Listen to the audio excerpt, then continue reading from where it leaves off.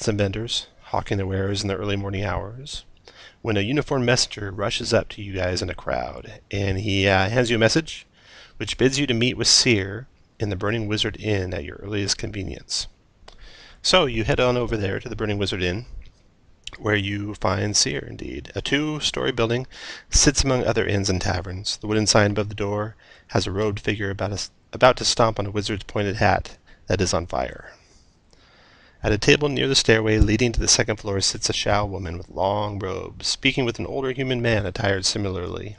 You recognize them both as the two that you rescued from the ruins just a day or two ago. There's a pseudo-dragon sitting atop the woman's shoulder, and she occasionally offers it a scrap of food. Seeing you enter, they all wave you over.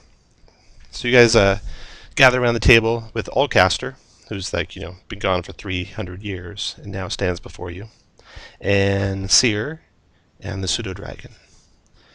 Seer bids you to sit down and says that it's good to see you guys again, and she thanks you for coming so quickly. And with that, let's do real quick introductions for all you guys. So we'll start with Garn. Go ahead, Garn. Okay, so Garn is a run-of-the-mill paladin dressed in adamantine armor made by Netherese, wearing a magical shield and a sunblade. He had lots of travels, mostly in Ravenloft, but has returned to Forgotten Realms. And he also took part in rescuing Seer from the clutches of the vampire. Okay, next is Fulgar. Fulgar is a mountain dwarf, stands about 5 feet tall, not wearing any armor, but is brandishing a large shield covered in teeth. He does carry a sword, but his main area of focus is being a grappler, so he'll be helping keeping people locked down. All right, next is Krail. Krail is a wandering scientist who likes to test whether things are flammable or not, and if they are flammable, how flammable indeed they are. And Bartok. Bartok is an elf who likes to shoot at things. And we're waiting on Falling Blossoms, who should be joining us any minute now. Alright, so Seer tells you guys that she asked you back to help because, and you guys recall, when you were leaving, there's Shane. Add him real quick.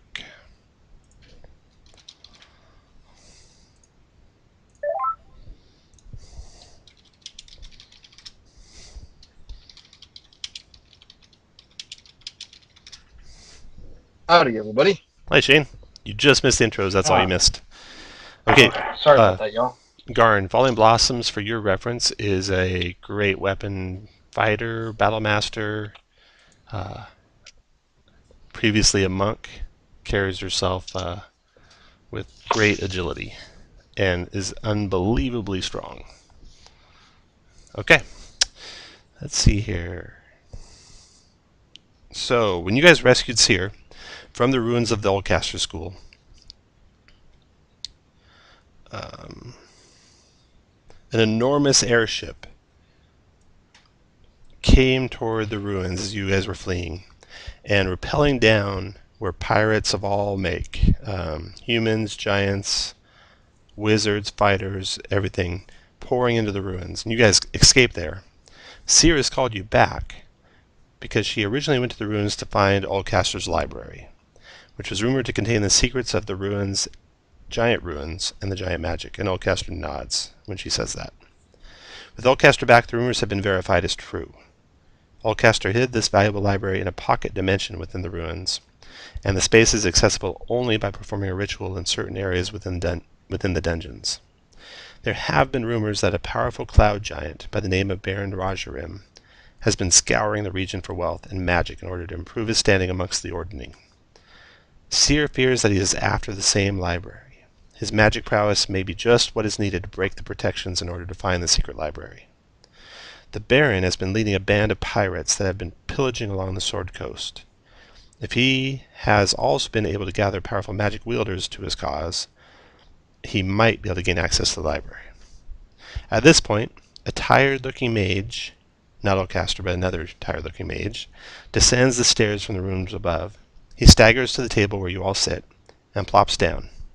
Oldcaster gives a sideward glance at the new arrival, and he speaks. He says, "This is Tenos. He has come from a group I am allied with, and he and I stayed up quite late last night while I taught him what needs to be done to get into the library. He needs your protection to be successful. The library is small, however it holds the secrets to the magic of giant ruins. These secrets in the hands of Rajurim would bring disaster to all of Faerun. The entrance to the library must be moved and watched more carefully. The ritual will change the entrance and exit of the library, the ritual that Tenos, the wizard that just came down the stairs, knows. The library is at the end of a series of rooms, and the rooms are occupied by creatures that are meant to keep intruders out. The creatures are randomly summoned and cannot be predicted. The terrain from where the creature came is also teleported. The library cannot be exited from the entrance. The way out is hidden within the main library. If the robbers have entered the pocket dimension, they are likely looking for a way out. I doubt any pirate has the arcane ability to find, let alone open the door out. Given complete instructions on how to Tenos has complete instructions on how to alter the entrance and exit, so they are accessible from a different location. There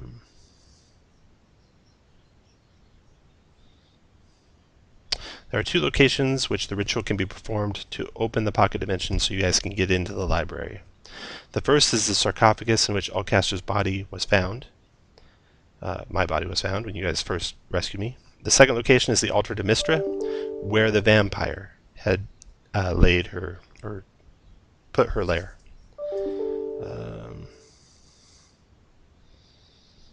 Alright. He stops speaking there, and Seer nods and says that she'll give you 1,000 gold pieces as a group to rid the library of any pirates that may have found it and prevent them from leaving with any valuables. She emphasizes with you there's little time to waste because of the uncertainty of what exactly Rajurim wants. Additionally, Oldcaster offers you an additional reward of 1,000 gold to help Tenos through the pocket dimension, to rid the library of intruders, and to get back out with the exit relocated and the entrance relocated. So, to succeed, you'll have to get Tenos safely to one of those 2 locations where he can get you into the pocket dimension. You have to clear out everything in the pocket dimension that is harmful to you, find the giant ruins, and Tenos will then get you back out. That is it. Would you accept this mission? I do, but do you have anything to help with vampires? They do not. Sunblade? Oh, you got Sunblade Paladin. Yeah, you're good. Oh, perfect. Okay, good. Garn fires up the Sunblade. It burns your eyes. You have to look so we away. don't just have to watch the mist float away this time. That's right.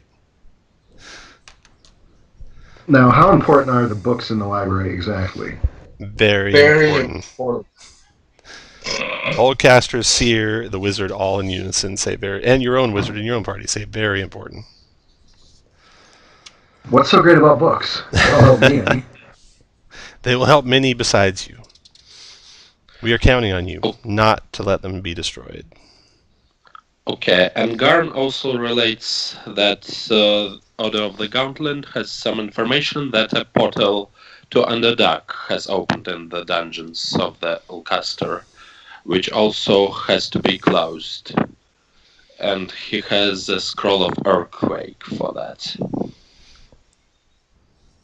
So, those of you in the party who could cast spells off scrolls, I don't know, is Earthquake a wizard or a sorcerer spell? I don't think so. I made the mistake once upon a time thinking it was a wizard spell. When I described it before Tiamat, and it's not. It's a druid. I think it might be druid only. Yeah, I think it's druid only. How about cleric? I bet we could look if only we had like an app or a book that had the information. I can't wait. Wow, yeah, it's not even cleric. No, it is cleric. 8th level cleric spell. 8th level druid spell. 8th level sorcerer spell. Oh shit! Really? So you can cast it, Grail. You'll have to make a charisma check to cast it. But I think you are the only person who could cast an earthquake spell in this whole party. Anyone else think they could? I mean, Falling Blossoms would try. I'm sure she'd do a good try at it. She'd give it her best shot. So if you have if any of you guys have any luck points, although you can't affect Krail's luck, only if Krail had his own luck points.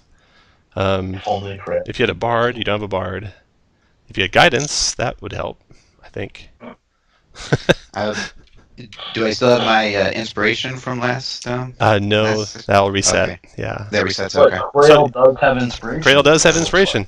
He's going to use that the first time he casts Fireball, even though it won't help him. Oh, damn. But if he did that, I'd give him another one. So. This is the first time he nukes the whole party with a That's Fireball. right. All right, so you have a chance. You could definitely have advantage on the check. You could probably have guidance on the check, and he could cast an earthquake spell. Okay, so Garn has a scroll of earthquake. The Order of the Gauntlet has given it to him in order to shut an entrance from the Underdark into the ruins of Alcaster. So I don't know if any of you guys recall ever seeing anything that could have been an entrance from the Underdark down there, but you're looking for something like that. A rift leading into the Underdark. All right, so I'm going to move you guys to their map. Woohoo! A lot of it's uncovered because you've been here before. And Tenos is here with you as well. Comparing notes with Tenos, you get the impression that he is a middling level wizard. You know, probably around 9th level of power or so. Certainly in trouble. Tenos is the wizard that's going to open the portal for you and relocate the entrance to the portal. You have to keep him alive. Oh, shit. All right. The return. Oh, before you leave, buy anything you want to buy in the city. Prices are all normal. And then once you have that done, while the skies over Beregos were clear and blue, there are storm clouds that hang over the ruins of Alcaster's School of Wizardry. Flashes of lightning can be seen at the peaks of the nearby mountains. There's no sign of the enormous pirate ship that floated in. It's long gone, or maybe it's resting in those mountains, covered by the lightning clouds. Anyway, from the edge of the plateau where you stand, there's also not any sign of the pirates. So, you proceed quickly to the entrance to the dungeons below Alcaster's School. The courtyard is ringed by torches that you guys are probably getting around noon, so they're probably not lit. There's a statue on the far end of the courtyard that has been pushed aside to reveal a staircase that leads down into the darkness. And so that is this platform had a statue atop it, which you had previously pushed aside, and found a set of stairs that led down to over here. So from there, there's this long tunnel that leads into this room here where you fought the vampire. And this block here is an altar to Mystra. The other direction here, there were some vampire spawn and just ruins. Here there was a ruined wizard's lab. Here there's a secret door that you found. Oh, you're not seeing the map, sorry. I haven't moved you guys. There you go. Maybe I'll try that again.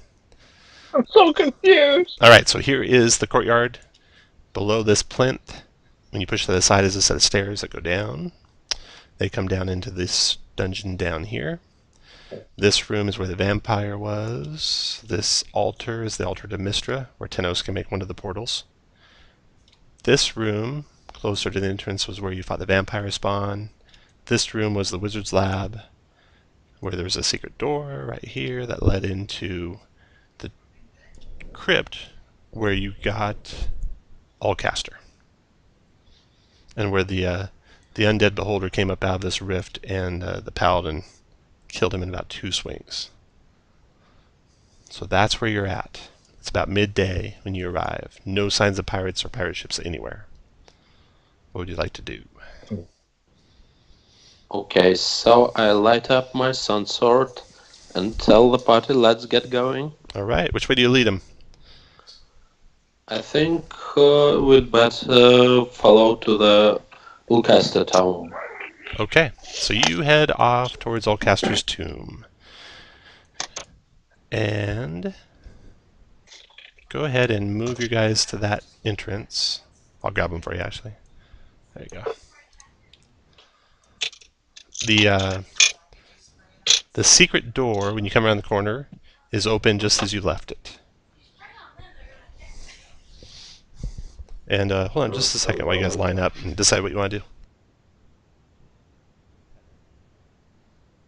Really quick, guys, remind me who was here from last week. What's the party really fast?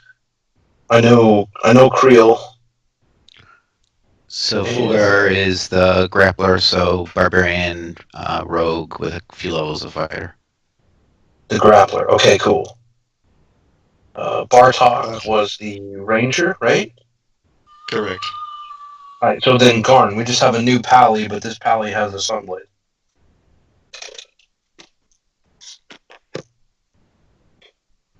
Thanks.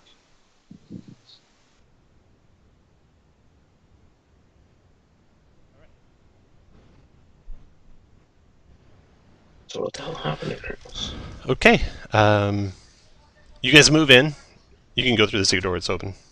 Who wants to go in first? Okay, I'll be going as well. SOL. What's that? What's SOL mean? I think you said as well. Oh, yeah. As well. Got it. Okay. All right. Fulgar is going in. Garn's going in. You guys get the first step into here. Put the rest of you guys behind them where you want to be when they get there. Tenos will be about here. So I'm basically blocking the way again. Hopefully not for long. If I can be right behind him. Go ahead and put you guys where you want to be. Oh, you're reloading. Okay. Okay, the room that you come to is covered in dust, except for where you had had your altercation with the undead and the beholder.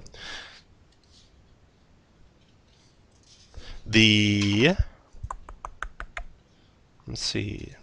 The contents are all strewn around. The bones are strewn around. There's a gaping chasm here that chills the entire room with cool air from below. There's the carcass of a creature that resembles a beholder lying on the floor. Remnants of a previous altercation. There are, however, freshly dead corpses. Victims of other creatures. And these other creatures look directly at you, Fulgar, when you step into the room. And hold on just a second. I'll show you where they're at.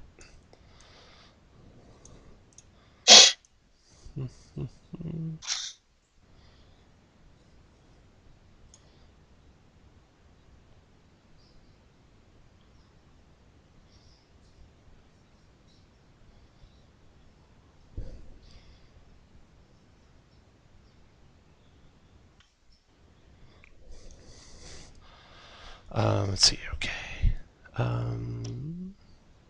So to your right, you see this creature.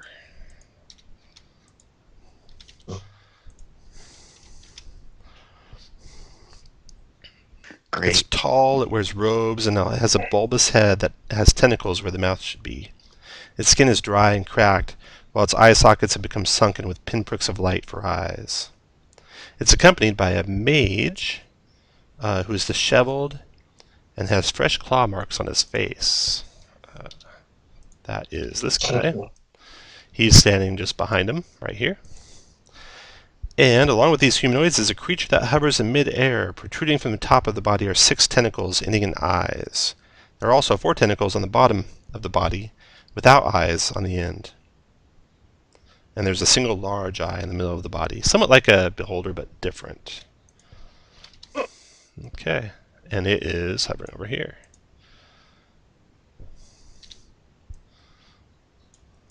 And there we go.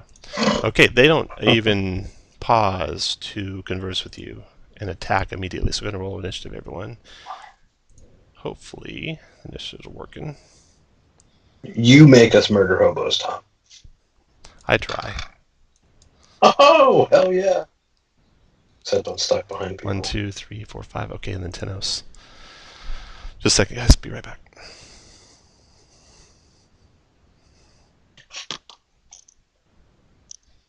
Let's see, Garn, what is your... Looks like you have a Pally Aura on.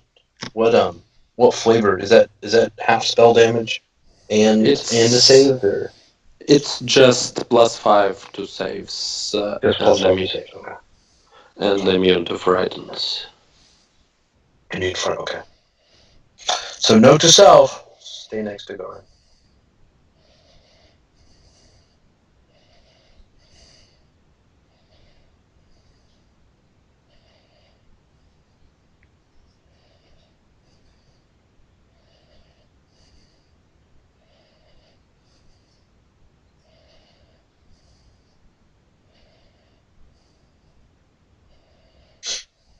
So is anyone playing in Alakon of the Storm or whatever the next online convention? I'm not. I only signed up for one game. I couldn't get a spot anywhere else. Did you get into the Epic, Casey? No. Okay. Okay, I'm back. And these guys are probably going to have the wrong names because I didn't have time to set them all up. So let me fix this guy. I completely ran out of time this week. I was testing airplanes all week at all sorts of crazy hours. I was up last night. When did I get home last night? About 9:30. Night before was after midnight, or it was like 1 a.m. when I got home. Holy crap. Yeah. When you're on the deadline. Going well? Yeah, they're going good. When you're on the deadline, You're having fun. we would go like 24/7. Is this that same plane that you were testing like 6 months ago, or is this a new plane? A new one. Yeah, that's a different one. New one. All right. Let's see here. Damn, y'all fancy.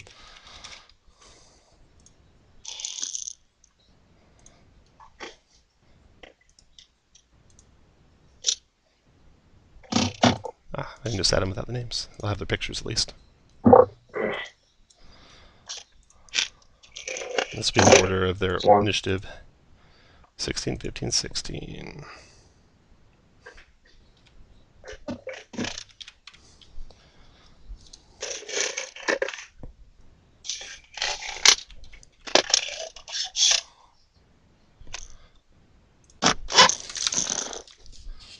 Hey Shane, you're a little loud on the mic. Sorry. No problem. I'm just sitting in the car, that's all. Are you really? Yeah. Alright, this is the only group of monsters I didn't have set up pretty much, so we'll go faster after this. Garn, you spot them as soon as Fulgar steps, or pauses. So what you want to do, Garn? Okay, so does the mage look like he has lots of experience behind, or just his or 70, or just mid-aged? He is mid-aged. He does look well experienced. You don't think he's like Gandalf? Yeah, you don't think like he's an intern or anything like that. The kid from the D&D cartoon. Okay, and he looks like he has been brainwashed, right? Maybe. That might be a good observation. Okay, so just the usual procedure. Rushing in and smacking the mage guy with my sunblade.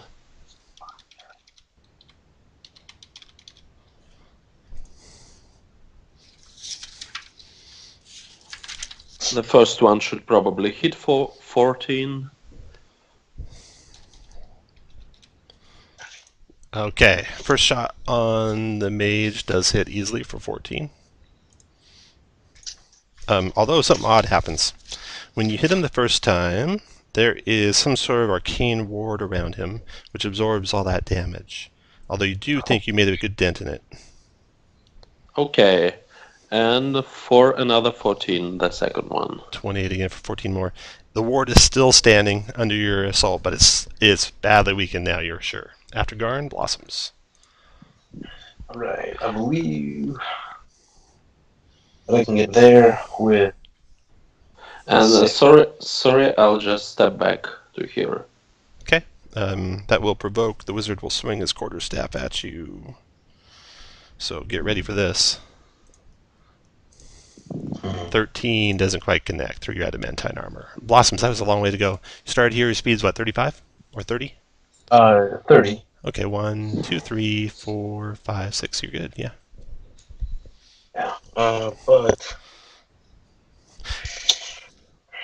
You know what? Seeing the mage do that...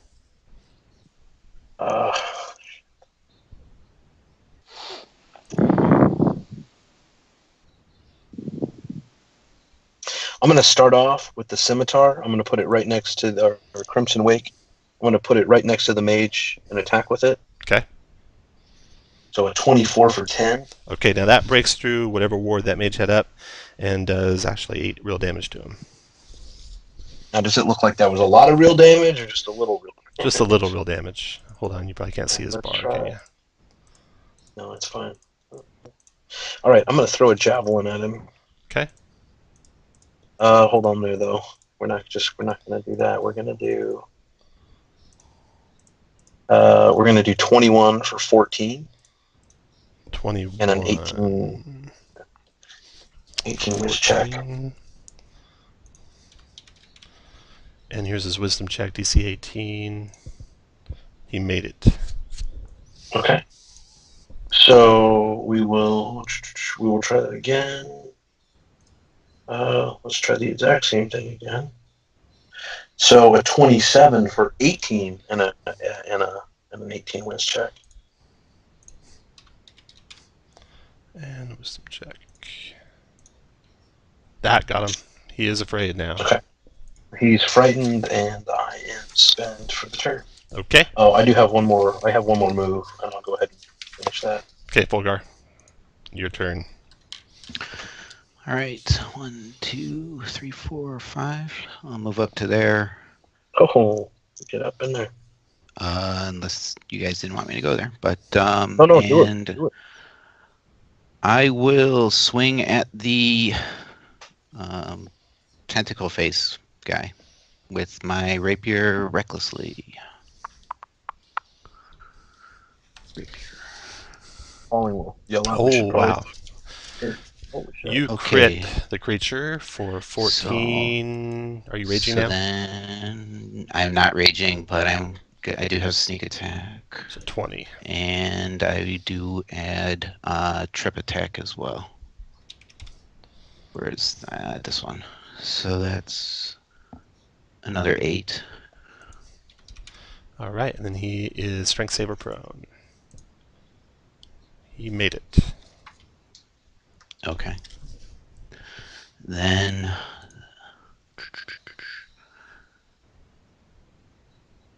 I will use my bonus action to shield bash him.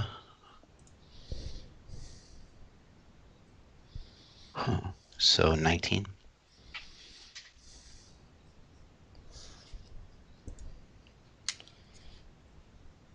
And that is... It's got to be a strength check, right? Or acrobatics. Athletics or acrobatics. Shield master shove. Okay, acrobatics. Okay. He will do acrobatics. And you got him. You pushed him prone, right? Yep, and then I'll use my second attack then to try to grapple. So 26. 26, and he will not be able to be a 26. So he's grappled. All right. All done, Fulgar? And yeah, I'm done. All right. This strange creature hovering behind him now goes... I love the name Beholder ?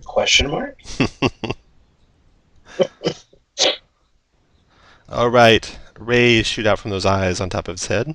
Oh shit. Choosing 1 to 3 targets it can see. It's going to hit all 3 of you fighters.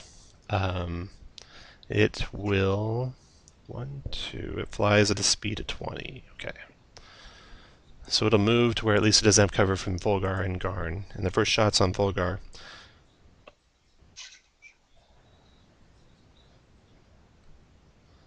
And it will do a psychic ray at you, Volgar. Make a DC 13 intelligence saving throw. At +5. At +5. Nice. Yeah. Okay. That ray does no damage to you. son. Another ray goes on to Garn.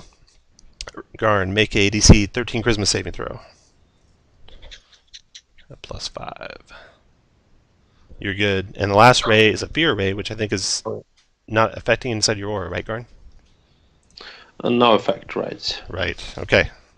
So you guys just laugh off the attacks of that quote-unquote beholder. It flies over to here, and then the mage goes. He will do. He'll do a spell. There's 3 of you there. You can move to there. Okay. He'll do a spell at 4, 5, 6 level. And he'll do a 6th level banishment. Would any of you guys like to counter that? Alright, all 3 of you guys can save versus banishment. DC 16. That's awesome. I know. What is banishment? That's charisma, isn't it? Wisdom, I Oh, thought. let me double check. Charisma should be. Yeah, I think it's charisma. Good, good. Quail, can you click your banishment button for me? Do you have banishment?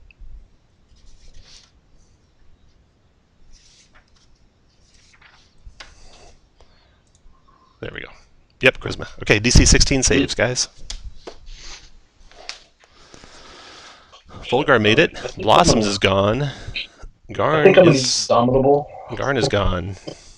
I'm not gonna. I'm at +15 at charisma saves, actually. You're plus 15 on charisma saves. How's that? So I'm proficient. Okay, so that's plus 5, I'm right? at +5, and I'm at +5 charisma, Okay, so you're plus 10. and I'm under my own era, which is That's not extra built in, +5. yes. Yeah, you're good. It's only blossoms. So I'll use Tom. I'll use indomitable. Okay, go for it.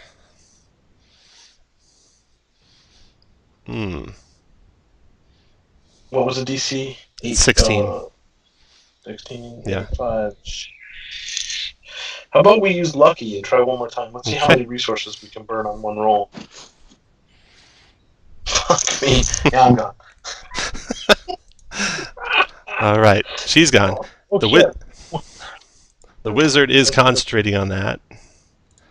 My beach. And he's done. The mage is done. Okay, Alhoon is prone and grappled. That's not what he wanted. So...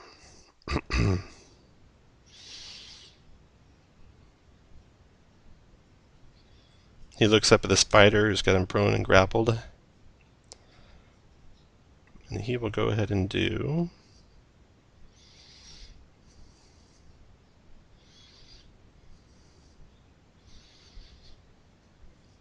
he'll do Dominate Monster on you.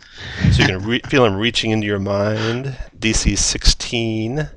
Dominate will be a Wisdom save. It's not very cool showing me the monster. Volgar, good job. Thanks to the Paladin. Yeah, thank you. Thank you, Paladin. Okay, you did that. What else has he got? Oh, you show offs with your saves. I've only made him because of the paladin. Okay. Well, I tried 3 times. I couldn't make it. He's done. Bartok, your turn. It's going well in there, Bartok. You might want to get in there. Yeah. Yeah, well, I'm just gonna sort of take a step over here. Have I got a clear shot at that Yes. thing that actually made my... Yep. Okay, so cast hunt. No, I'm gonna cast Hunter's Mark on the thing down the bottom. And... oh, lost my longbow. There we go. Oh, yeah, you connect. Seriously? Oh, right. You connect with the first one, you connect with the second one. You can throw in a Colossal Slayer on the second one. Yeah, there you go. All right. Yep. And that's Hunter's Mark as well. That's built in there. So 1 plus Oh, it is 11 too, that's right. plus 4 plus 6 plus 4. 37 points of damage from those two. That tears it up pretty good. Okay, and I just kind of step sideways again. Grail, your turn.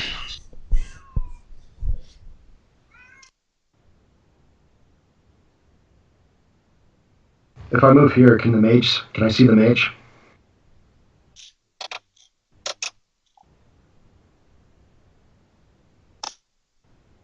Or more importantly, can he see me?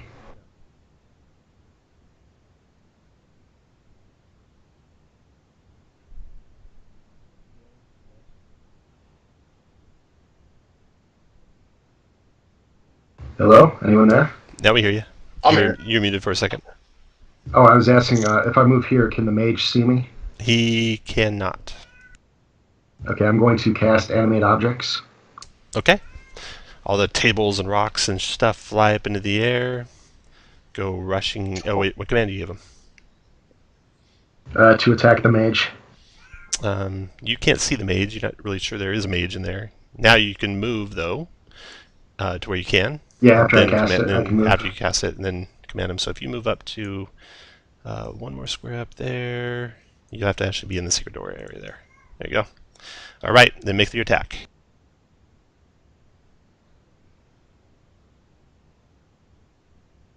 The mage's armor class is 15, and does he have a shield? Yeah, he does. So the first one that hits above a 15, he'll throw a shield up if it would help. So the 2, 3, and 4 don't help. 5 and 6 don't matter. 7 doesn't help. Throws it up on 8, and then it helps on 20. No. All right, so it's going to be 5 plus 8 plus 6 plus 8 plus 5. 32 points of damage as these objects shred into him. Okay, after Grail. Are you done, Grail? Oh, yeah, that is a lot of con checks. Yeah, okay. There's like yeah, 5 I'm con done. checks, right? Correct me if I'm wrong, but I think it's 5. I think so. It's DC 10, and his con is plus 2. So he's got to roll 5 times 8. 1, 2. Down goes the banishment. Falling Blossoms is back.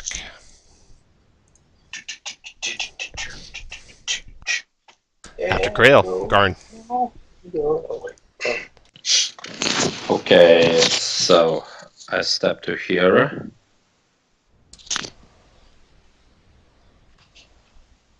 Did you provoke from the Mind Flayer? I think you did just now, right? Yeah. Okay, he will. The what, Tom? What was that? The Mind Flayer. He Oh, will it's a mark. try and reach out and grasp you with his hand. Anyone want to do anything to stop the attack? Or give it disadvantage or anything? Well, he is prone. Yeah, He's that's what I was- prone anyway. So I guess the answer is no. Well, You did not fall for my trick. okay.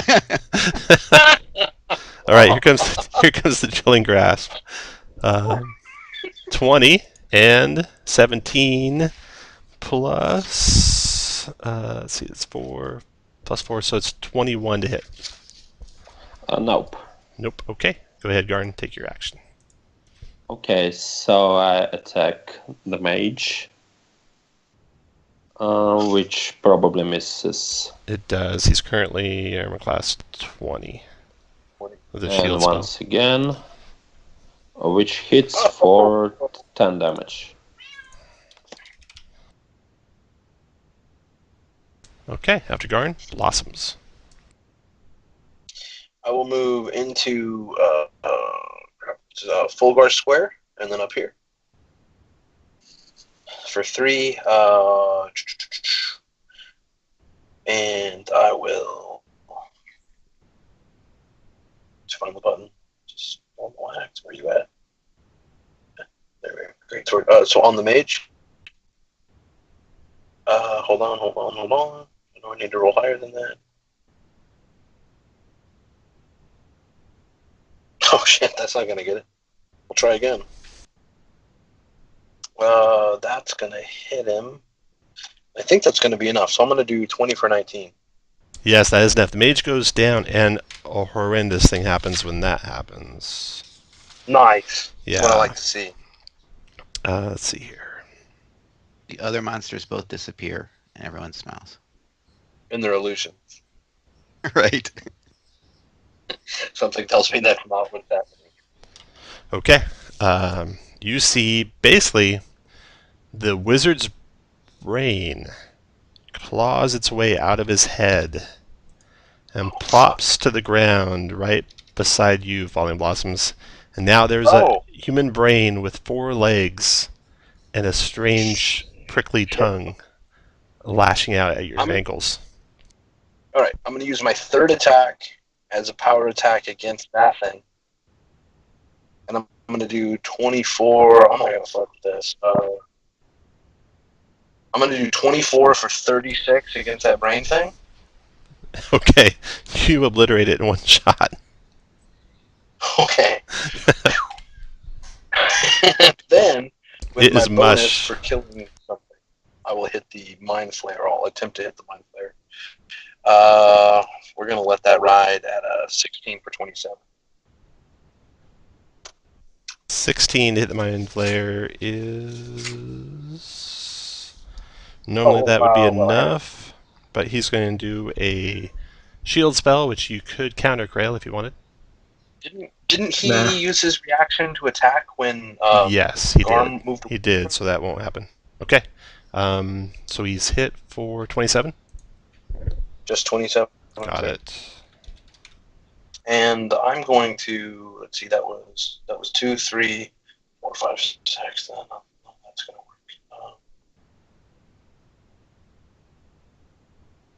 I'll move there, and that will be my entire turn. All right, after your turn, Volgar, your turn.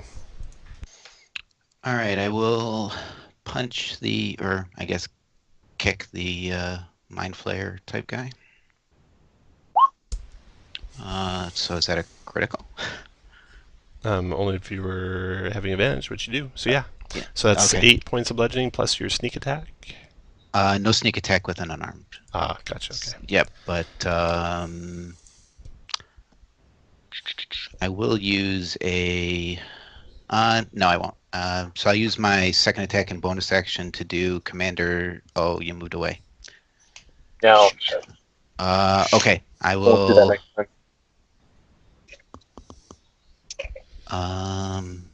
Then what will I do?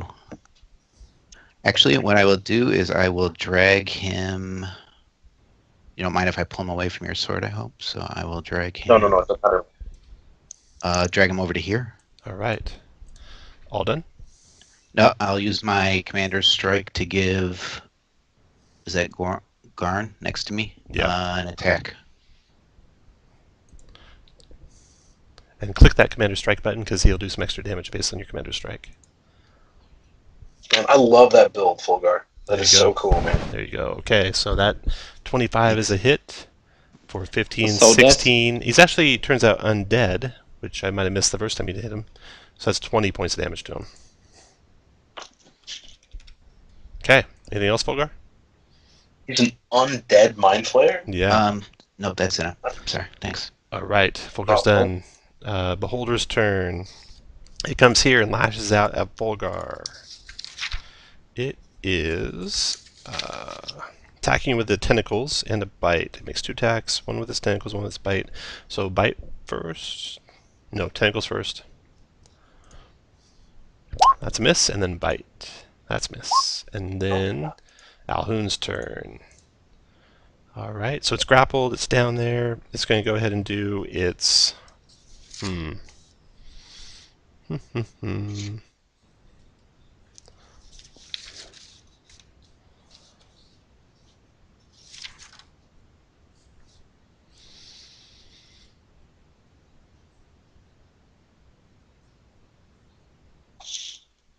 All right. It will do...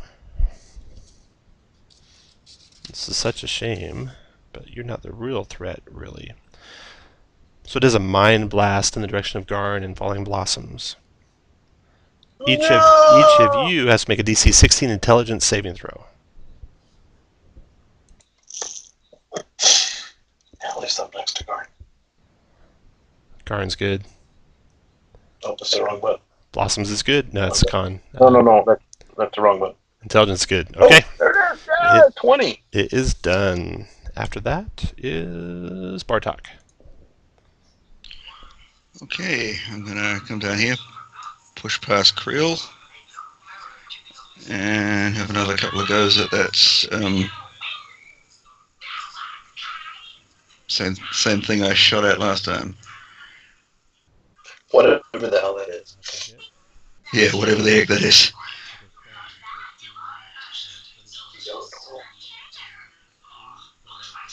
And oh, actually, I'll get that one as well.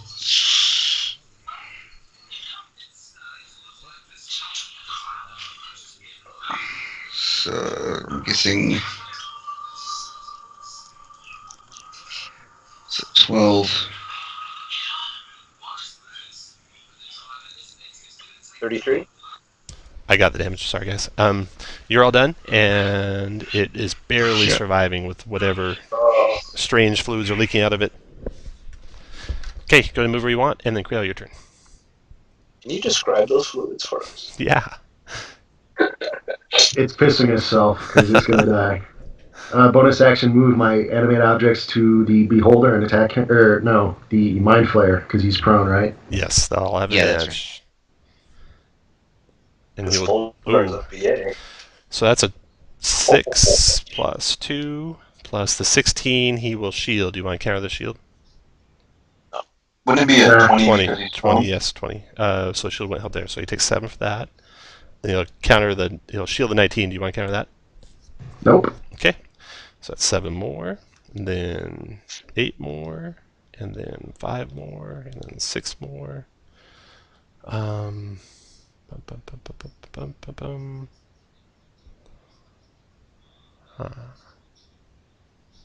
It's crazy. Where was that? 6. Okay, then 7. And then 5. 53 points of damage. Drops it. God, so nice, man. And nice as my roll. action, I will Eldritch Blast the twice-baked beholder. You got it. That's all she. Double crit. All right, that thing is obliterated, and you're like picking off the pieces as they're falling to the ground. Pounds it into mush. Wild West style, you just keep shooting them up in the air. Okay. The threat of the Underdark is decimated, and now you stand here with this crevasse that leads down in the Underdark. You search these creatures and take the treasures that they carried on them, which consisted of a sapphire with about 250 gold, and then various coins also on them with another 250 gold. You kept Tenos alive, no problem there. Now, do you want to try and close that fissure? Yeah, right? Well, do we do it now or on the way out? I mean, if we create an earthquake, are we going to bring down what's left of this thing on top of ourselves? So they kind of gave Garin instructions on what to do, and that was to basically cast a spell, concentrate on it just long enough to close that crevasse, and then stop concentrating on it. So it should take several seconds at most. Because you're right, if you kept concentrating on the earthquake, horrible, horrible things would happen down here. Could we try to just like Eldritch Blast the crap out of it No, and like cause it to cave? Okay. no. You cannot. No, Okay. The sarcophagus is one of the entrances, right? The gates. It is. So, You can teleport. You can create a portal right here. So do we want to open it first, or do we want to do that first? Let's do So the we- earthquake first. We Let's open actually the portal, then do the earthquake, and then go through the portal. Or Okay. does the portal not stay open? No, it'll stay open. Tenos tells you. He peeks his head in. Is it all safe in here? He comes over. Yeah. He says, "Yeah, I Thanks. can set the portal up, and it'll last for as long as I concentrate on it, and I'll be the last one to step through." Damn right, well. okay, let's do that then. Okay. So to cast the earthquake, before you cast it, does anyone cast guidance? Do I have anything to help? I don't know if anyone in this party has guidance. I don't think so. The fighter does not. Okay. Does Bless help on that? No. It is just a straight charisma check, so you need something that helps on ability checks, which guidance does, but not bless. I'm gonna check my potions just real quick, just in case. I don't think I have anything. No. Fire drain strength.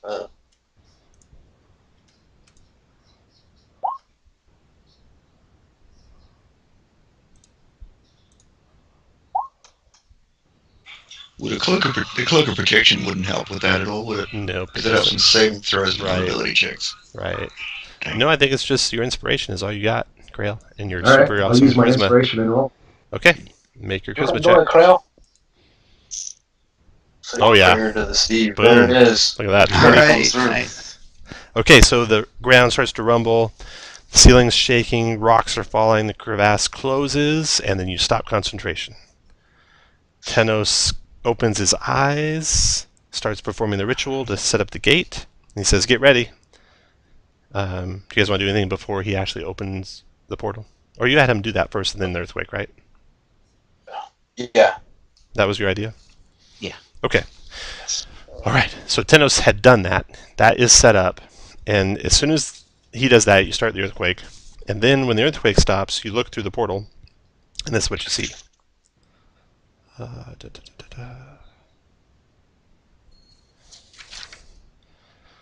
Okay. There's a flash of light, and a portal appears in the middle of the room. You can see that there is a dimly lit room on the other side. You start the earthquake. Then you look and get ready to step through the portal. And you see there are people on the other side in the room, and they are looking at the portal and looking at you, having been warned by the earth, or having had enough time to spot you guys there. And so, roll initiative. What kind of people? Like, I'll tell you in just a second. I'm gonna roll, hold on. Yeah, everyone roll initiative. It should roll over whatever you had the first time. oh shit.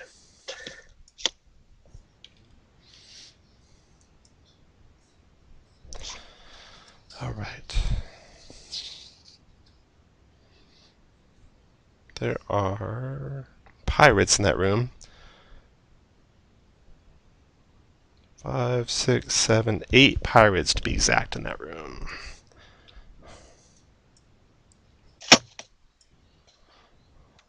And you can see the room just dimly. Tenos tells you they can't affect us and we can't affect them through the portal. Not until you go through it will anything happen. Oh, So shit. he warns you not to cast any spells through it. In fact, he's maybe a little concerned it might be destroyed if you do. Do they all look like melee pirates, or are there any like? There is in the Wizard. back of him, it looks like a Oh. wizard. And the rest of them are scattered about the room and look in your direction. And let me roll their initiatives. Pirates, like, do they have any insignia that would give us an idea? Are they maybe They're definitely Rajaram's Raj- pirates. Yeah. Oh shit! The hook for the hand didn't give it away. Okay. Dun, dun, dun, dun, dun. I mean, maybe they were like, Peter Pan pirates and not that bad. You see a couple of pirates move to Jack flank the Sparrow. portal. You see the wizard at the back of the room back up to the wall, and there's a door at his back, like he's moving towards the door. You see another pirate move to flank the portal. And then it is your turn, Garn. Okay, I'll be moving through the portal. Okay, the portal's going to be... Where are we going to put the portal here? It's going to be...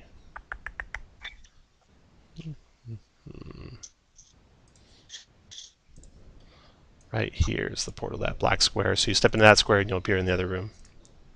So Garn, you step on in. Oh, shit. Black square. And you see Garn step into the room, mix all the pirates, flanking the portal. They start cutting at him as soon as he does. And if you look to your southwest, you'll find the room he got teleported, he went into. And in that room are the pirates. Oh, right over there. I'll just center you on there for a second so you can all see what's happening with Garn. Yeah. Okay, so Garn, when you're there, they moved and ready. These ones that moved there were before you in the initiative order. So he goes to there and he does a rapier attack. 18's a miss. Garn's 23. Okay, then the thief Jesus, Lord.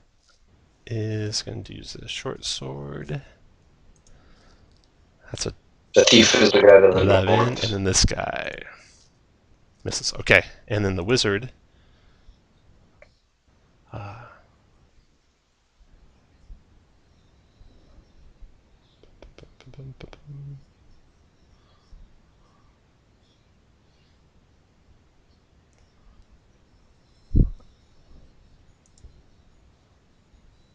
Crits you with his firebolt for 23 points of fire damage. Okay, now you can take the rest of your turn, Garn. There's no bueno. Okay. So that was just one square movement so far to get to where you got to. Okay, moving to here.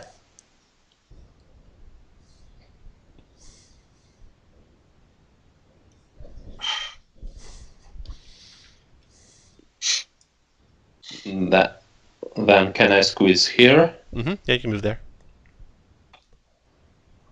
Probably getting something from these two guys. Or did they spend their reaction? They already spent their reaction. Okay, so I move to here. Okay. And to here. Okay, so just one guy gets attacked. He swings his rapier at you, tries to stab you. He misses you. Okay, and I double smash the mage. 13 probably misses. It does. And the second one That hit. should hit for 10, and I'll smite a bit. What level? Did you say smite a bit or smite a... He'll smite a little bit. I'm kind of hoping it was the former.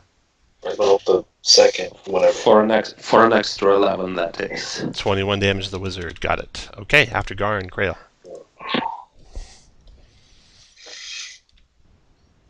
Can you warp me over, Tom? You're there, Grail.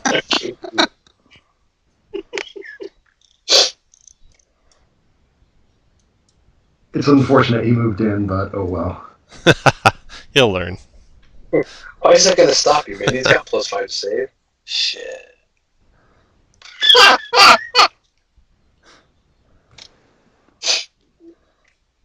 You gotta do That's a yourself nice too if you template. get him. It's almost become cliche at this point. It's just what Krill does.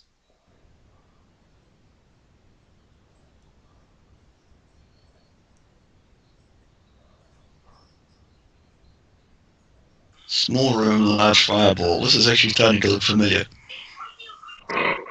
Yeah, well, you've adventured with Krill before. Looks like I can get everyone but one guy if I hit myself, so...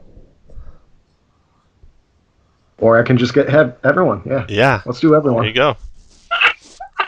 You can have your inspiration back. I love you. Oh, this is at 4th level. Okay. If you had to hit yourself, you weren't getting any inspiration. I was so disappointed that I went a little after you in the initiative order. All right. At 4th Pretty level, good you at said stuff. 33 points of damage, 18 dex save for half.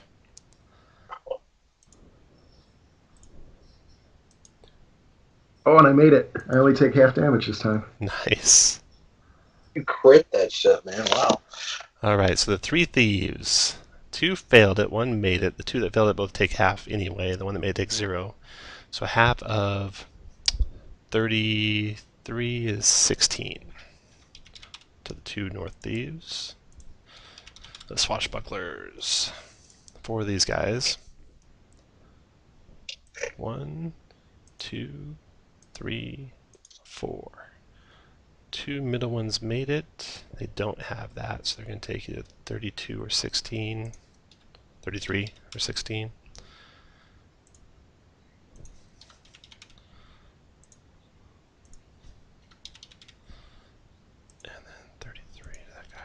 And then the wizard. Not his day. Dex saving the wizard. Failed his check, and the wizard falls dead at the feet of Garn. I like how I cast it as soon as I got into the room. I didn't even bother moving into the aura. That's right, yeah. Yeah. If I could give you inspiration again, you'd get it again. Crazy. Oh, and Garn is going to like piggyback on your destruction and absorb some of that to wreak out some more havoc later. Awesome. After Krail, Volgar. You want in on this, Volgar? I sure do. All right. So I'll step onto here, use my bonus action to rage. Okay, you appear there through the portal. Right there, yeah. Just there. So rage, and then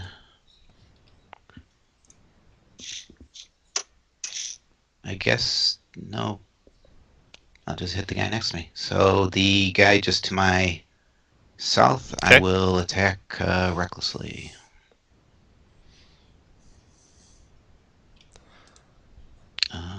So 24, 9 plus sneak attack.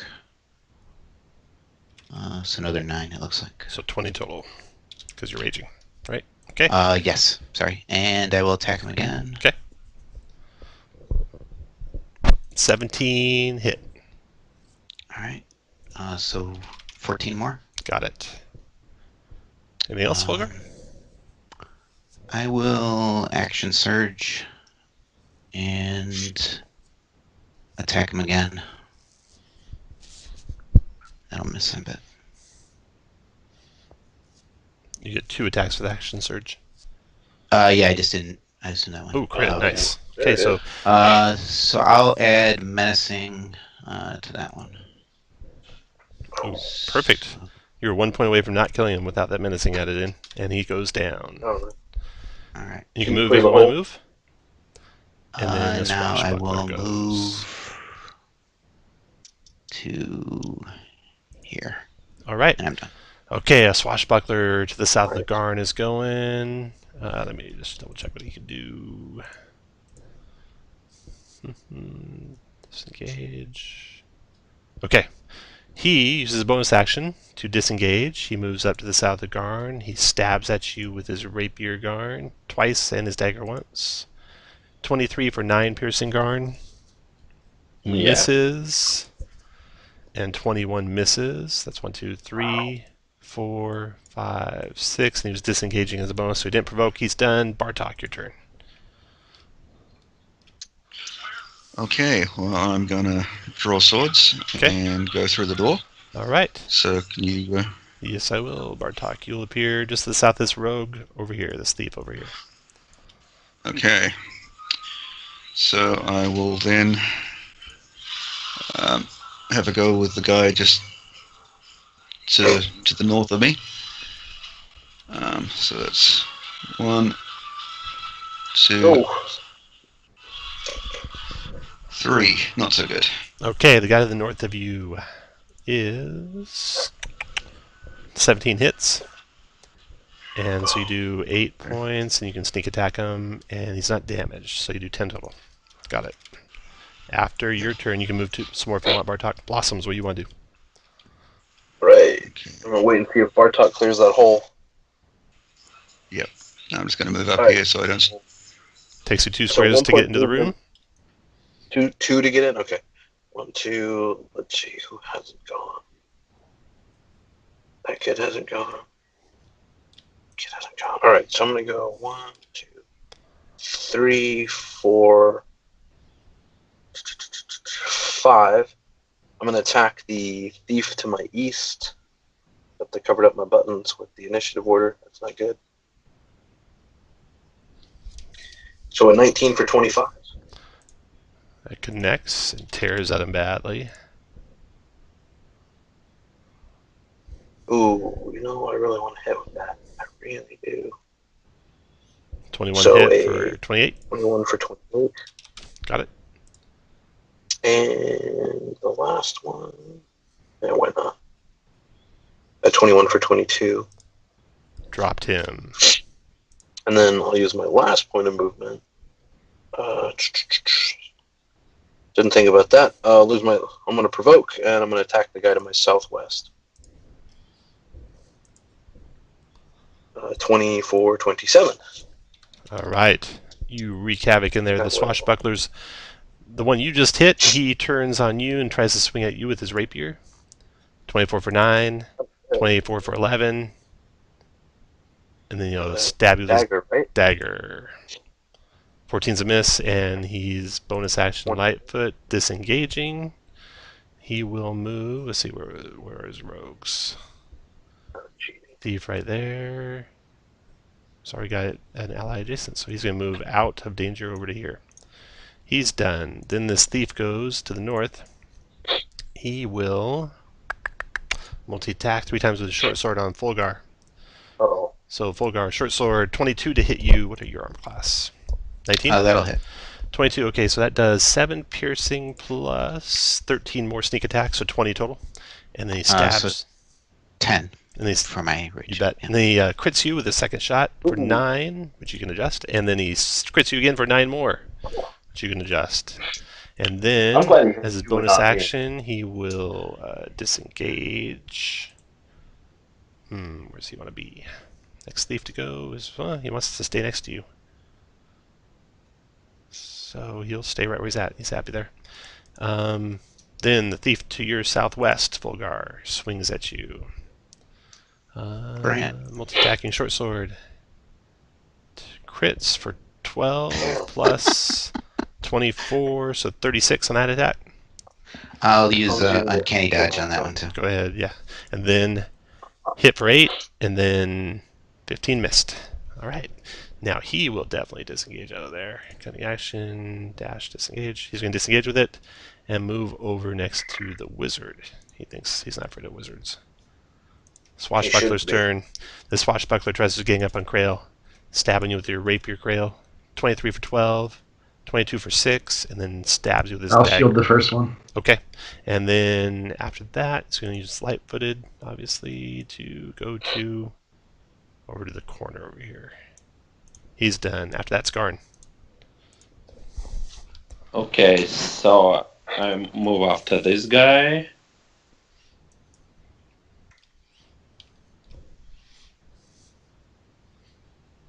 Probably missing. 12 does miss. That does And not. the second 12 and the second one hits for 12. dropped him. And I move right to here. Okay. And that's it. The rogue stabs at it with his short sword as you move away and misses you, and then Krail, your turn. Well, that was nice of you. Now I can move without getting attacked. Yep, he might have done that on purpose. And then I'm going to bonus action Hex on the thief. Okay. The thief to your southeast. Yeah, the black one. There's 2 black ones southeast. Got it. All right. Hit, miss, and hit for 11 and 13 is 24. Okay.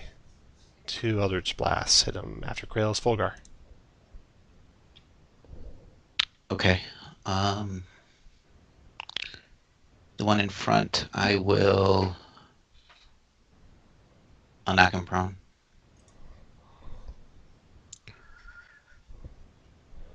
So a 23 only.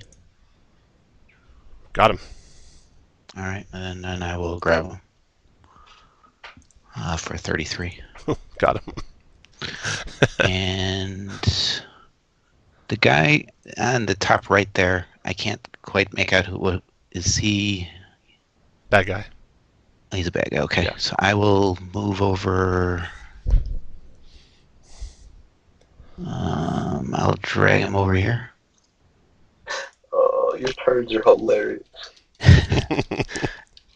Like the mental image of what's happening.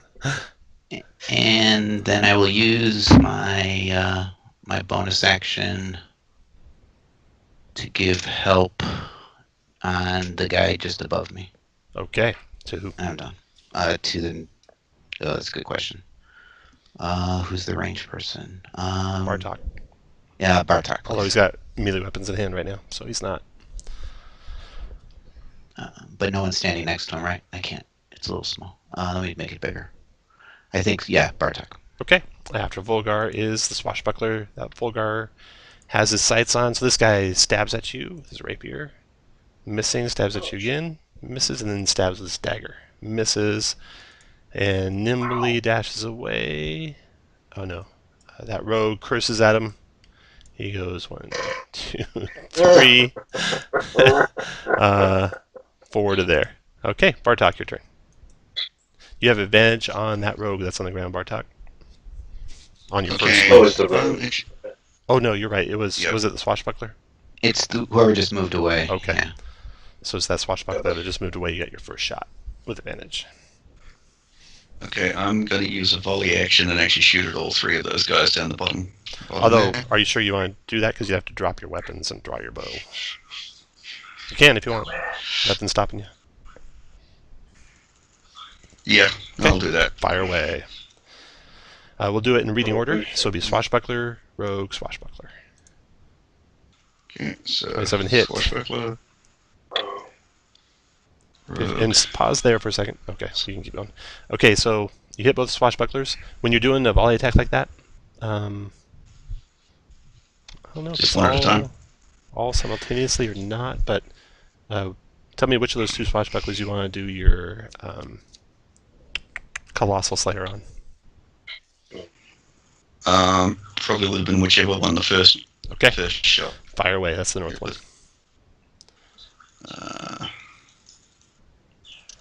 Okay, 11 and 5 is 16 to him. And then you missed the Okay, rogue, and then you did 17 to the other guy as well. Got it. Okay, and the first one, since I had advantage, I also get that. Ah, nice. Okay. 4 more. Well done, y'all. After Bartok, you can move where you want. Bartok, Blossom's your turn. Okay. One. And the guy that's on the ground. Oh. Screw it. 16 for 25? Okay, that hit. See how good that hit. Alright, let's keep going. 18 for 27. Got it. Just die. Oh, shit. Let's see how hard we have with that. 26 for 26. Killed him. That was 1, then 2, 3, and this gentleman right here can take 22 for 29. Dropped him. So that was 2 pirates left. Blossoms is done. The thief's turn. He tells that swashbuckler, get in there. He moves to there, and he doesn't want to ready. He gets 1 attack versus 3 when he readies. Yeah. You're ready, and then the swashbuckler goes, then the rogue attacks with a short sword. Misses anyway. Ouch. Swashbuckler stabs with his rapier, hitting for 9. Ouch. Hitting for Ouch. 6, missing, and then leaves the rogue to his fate. Done. Next is Garn. Okay. So going for this guy. Going once. Ooh, nice. Critting. I'll be adding some smite to that. 20 plus Oh, that crit. smite. Oh, that crit. 32 Okay, points of so- damage. Oh. Boom. Still lived, barely. His arm's just barely hanging on. Okay, and the second one misses. Yes. Uh-oh. After Garn, Krail. Maybe we should question these guys. We'll leave the almost dead one, because I'm going to hit that the guy I have hexed. Got it. You gotta beat him into the ground again. Hit, crit, hit. 18, 20, 31, 37, 42, I think. Double check me on that, though. And move where you want, and then Volgar, your turn. Bonus action. I'm going to Oh, okay. quicken. You're going to end this battle. And then quit. Do them one at a time, because you might kill with the first shot. Okay, so 16 on the rogue is a hit for 12. You dropped him. And if And I I'll could kill just the other one, too. Yep. Down he goes. All right, so the pirates all lie dead. Bodies strewn around this room. The room, it's very nondescript. There's no furnishings save for the altar from which the portal still stands, showing the room you just came from. The men look like they had been kind of camped out here, maybe watching from here. They have some snacks, some apples and cheese and stuff that they brought with them that they were eating. So it seems like they were just standing guard here. They weren't maybe the actual people who were investigating this place. They might be deeper in. Okay, and they also have on them 200 gold pieces, and one has a pearl worth 300 gold. Damn. Does the pearl seem powerful, or? No. Okay, so there's one doorway out of the room, though. So this altar over here, is there anything, like, we'll, fully investigate the room and all? Yeah, no, you thoroughly searched that altar. Oh, when the battle and danger is over and the fireballs have stopped flying, your charge steps through and the portal disappears. So now you're in here until you find the library, and then you can relocate the portal. Okay?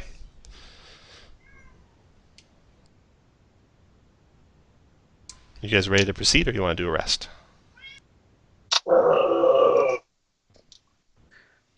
We don't need to rest, y'all. I mean, we get some resources back, but let's keep going. Okay. Through that doorway is a short hall with a door at the other end. You check it carefully, make sure there's no traps or nothing. Doesn't look like there is. But you guys where you want to be when you open that door. I think I'm. Am I blocking the way again, or? Is that full guard, or? Yeah, I don't know. It's whatever you guys. Actually, go for it, dude. Actually, never mind. Never mind. Doesn't matter. I can show you the room without you needing to know what you guys are doing.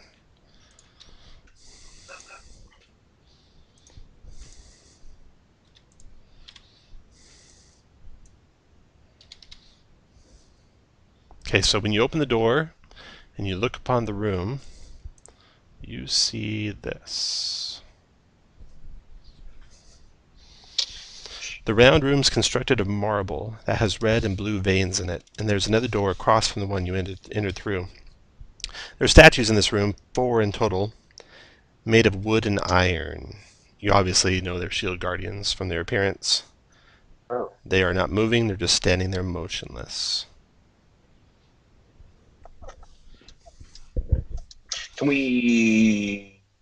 Can someone take a few minutes and detect magic to see if these things are inert, or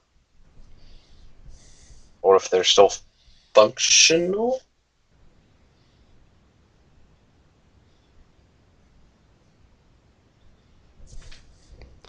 No volunteers. Maybe none of you have detect magic.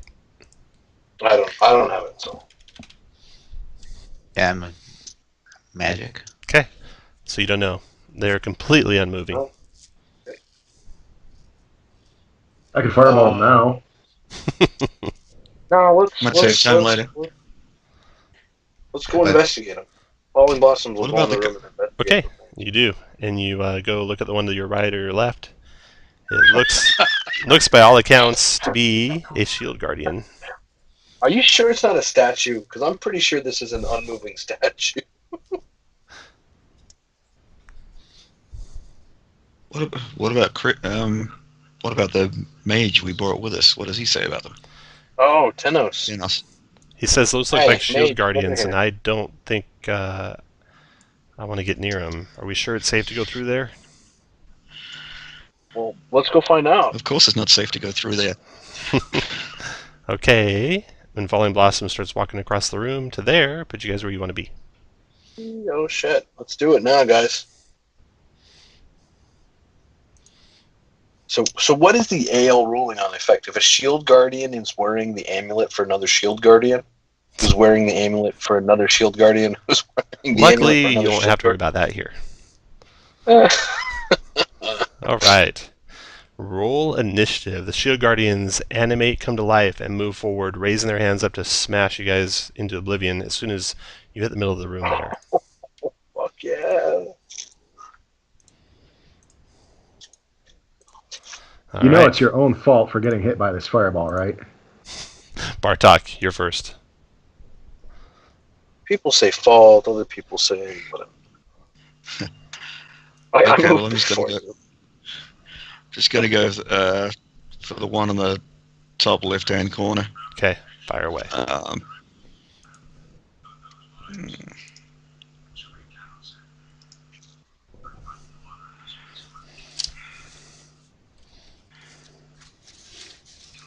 I'm just checking something real quick.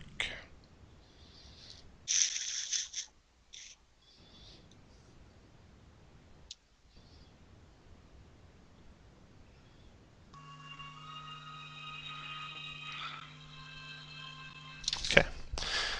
All right, Bartok, 21 connects, 30 connects, and it does, let's see, does it take any fire damage? Grail will be happy to know it does. For 6 and 7 is 13 damage. And they'll get Colossus Slayer on that one. On the second one, yes. Yeah, cool. 6 more. Here you go. Okay, finish your turn, and after you're done, Blossom's your turn. All right, so Falling Blossom looks back and sees the initial ignition of fire in Grail's hand, and will provoke for this one, and step over to this one. All right, that one tries to smash you with a fist. Hits you for 6 Oh. points of bludgeoning. Solid 6. All right, and then I will attack the one to my south. So an 18 for 27. Got him. I have a hard time hitting 18s. Ooh, 19 for 27. Got him. We'll keep getting lucky. Oh, that's not lucky enough. And then we will pop out the sword. Crimson Wake on the same one. We'll do 18 for 8. 18 for 8. Got it. And I will go ahead and just finish my turn up right there. All right, Grail. Let him have it. I wonder what's going to happen.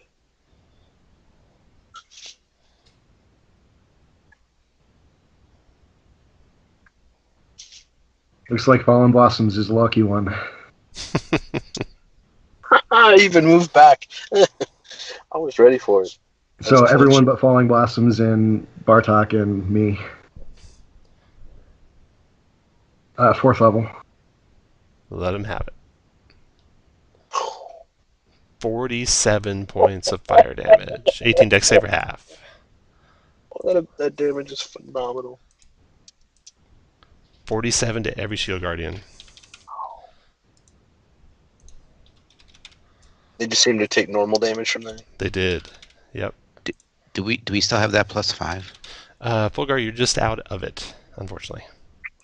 So you do not. Looks like Garn takes the full damage. Ooh. I've got some potions you can have. You can use my potions when we heal up. Oh, Garn, you're going to do lucky? There's a button for lucky on your character thing. I think, yeah, feat luck. Just by your short sword. Or you can roll the 15, and that makes it. Fulgar, go ahead and make your save. Oh, you made it already. Oh, I failed. Yeah, that's what I was asking. 14, okay. Did you want me to roll it again? I mean, No, you already rolled I'll it. wait next time. You already Okay, rolled it. yeah. No, you're good. Yeah. Okay. Krail, Yeah. finish your turn. Towards, Oh wait, Fulgar, do you towards have a this shield 18, of right? teeth? I'm sorry. What was the question? You have shield of teeth, right? Yeah. What's the AC on that? +5 or +4? +4, yeah, but it didn't target only me. Oh, okay, yeah. Yeah. If I had Yeah, that saved, I sounds could take no like that. damage, but it didn't target only me. Okay, after you, the Guardian to the north. Moves to here. Attacks Fulgar. Multi-attacking. He's going to regret that. Probably, yeah. 17's a miss. 13's a miss. And he also regenerates some of the damage he took, it looks like. Uh-oh. But he took fire damage. Okay, Garn, your turn. Okay, I bring up my Shield of Faith. as a bonus action. And I step to here. Yes. Okay, he swings at you, misses. Okay, and I swing at the Southern Guardian. Okay. That hit. On 27 should hit, and the second one probably hits as well for 15. So 25 total. Got it. Okay, after Guardian's turn. I might... okay, that's my turn, right. Okay, this one moves forward, attacks Fulgar with a fist. Missing and missing. Fulgar, your turn. It also regenerated a little bit. Okay. I guess rage is in order, so I will do that.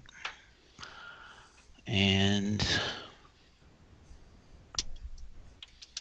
this one to my northwest looks like he needs some hugs. I will try to knock him prone. 25. Yeah, that did it. He's prone. All right, and then I will try to grapple him. 28.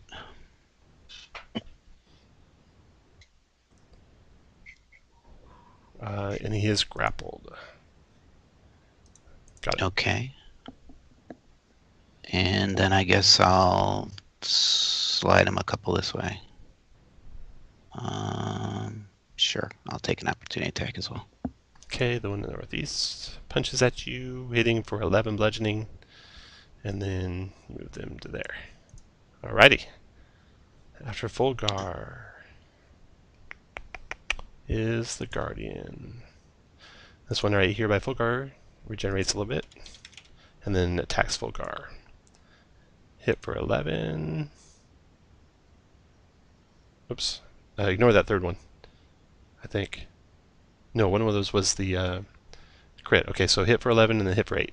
I mean, not crit, but opportunity attack. He's done after hitting for 11 and hitting for 8. And then the one to the west regenerates a little bit.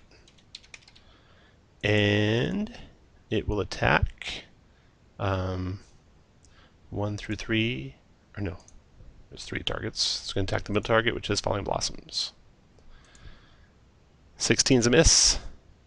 And then crit you Falling Blossoms for 23 bludgeoning. And then Tenos bravely comes into the room. You can hear his voice catch a little bit in his throat, and he asks you if you're okay, Falling Blossoms, as he's fumbling through his pack and getting out a healer's kit. And he's bandaging up the wounds. And you are healed for 5 plus your hit dice. Hit points. He went 1, 2, 3, 4, 5. And then he goes back to here, 6. Alright, he's done. That rounds over. Bartok, your turn.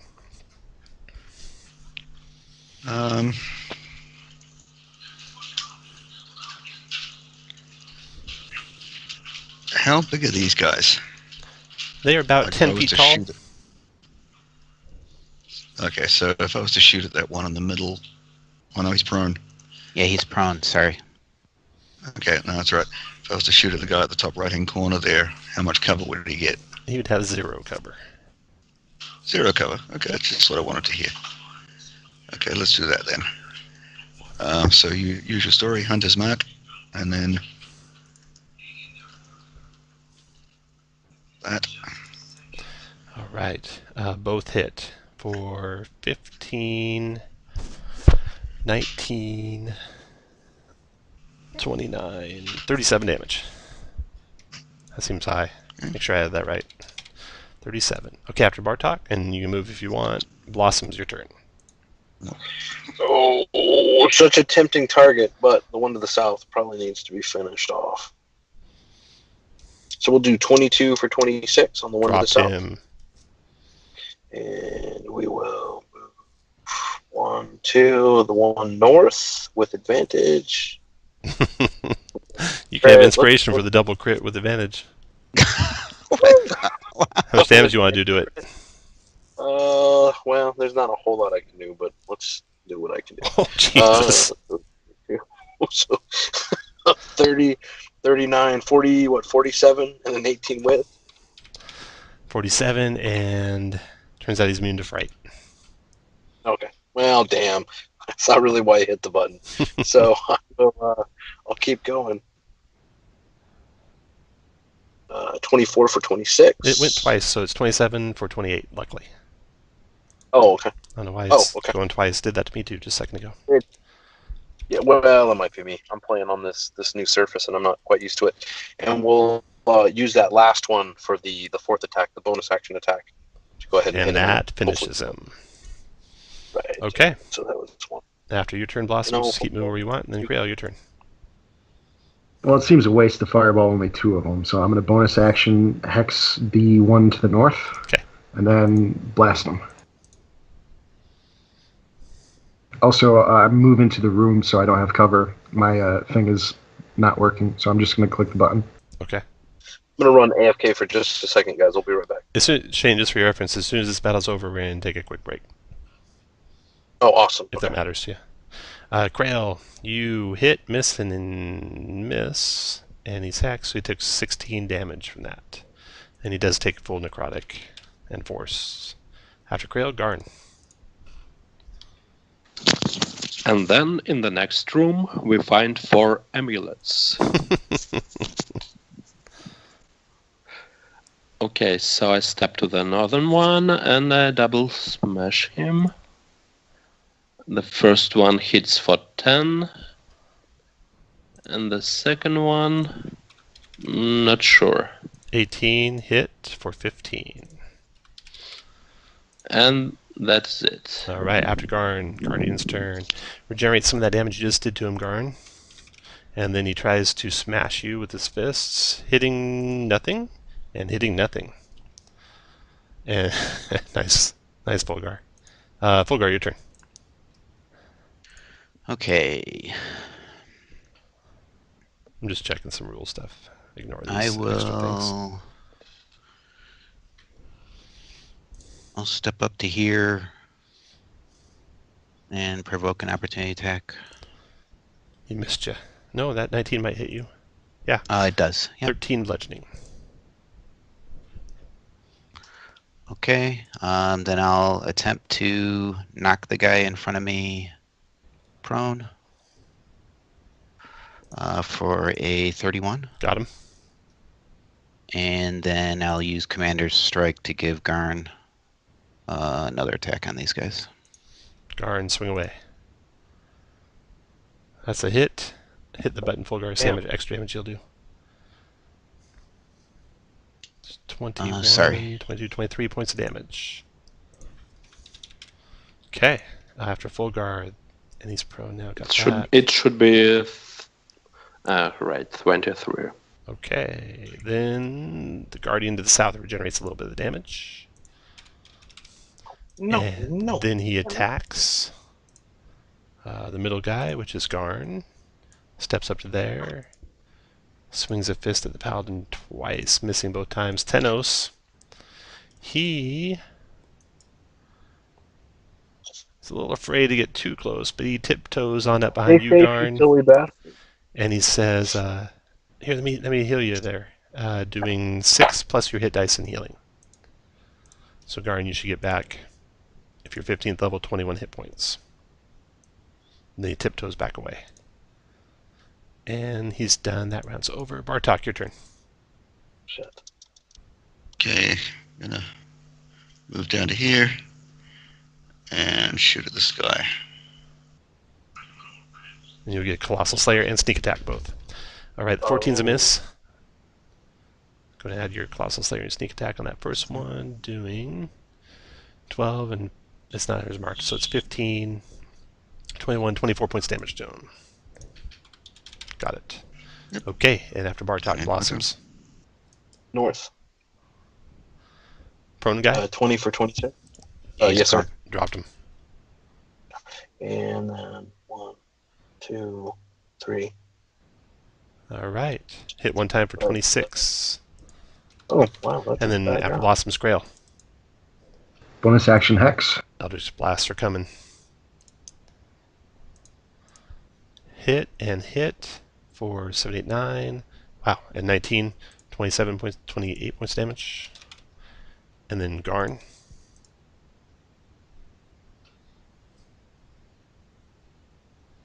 Hit for 19 and hit for 18, dropping them. All right. And then Tenos offers to heal the rest of you that haven't already been healed him this short rest. So Fulgar, he can heal you. Krail, he can heal you. Bartok, if you needed it, he could heal you. You can roll the healing. It's a d6 plus 4 plus your hit dice. He's using the healer feat on you guys. And then you can do any other healing. And then you can decide if you want to do short rest. But before that, let's take a quick break. It's 38 after the hour, so let's come back at 12-minute break, or 11-minute break. We'll come back at 50 after the hour.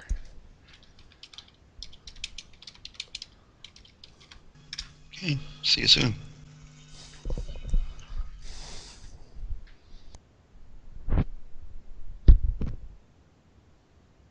At 80.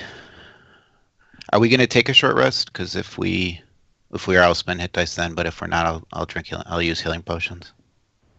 Well, don't use your healing potions. We can give you some of mine because I never use them. Okay, whatever is. If we're gonna do a short rest, then I've got d12s for hit dice, so I can probably get them back. But I just don't know if that's our plan. Yeah, if not, you can use my potions, and if we do, hit dice. That's fine. Okay. All right. Cool. Thank you. I don't need all of them. I've got 12 of them. So. But... Yeah, I've got 12 too, but I figure you could use mine since I'm fireballing you in the face. Every other time it's been fine. It was just this one since I failed to save, I wound up taking full damage. If I can take half damage, I can take no damage. But unfortunately, that one I couldn't. But it's cool.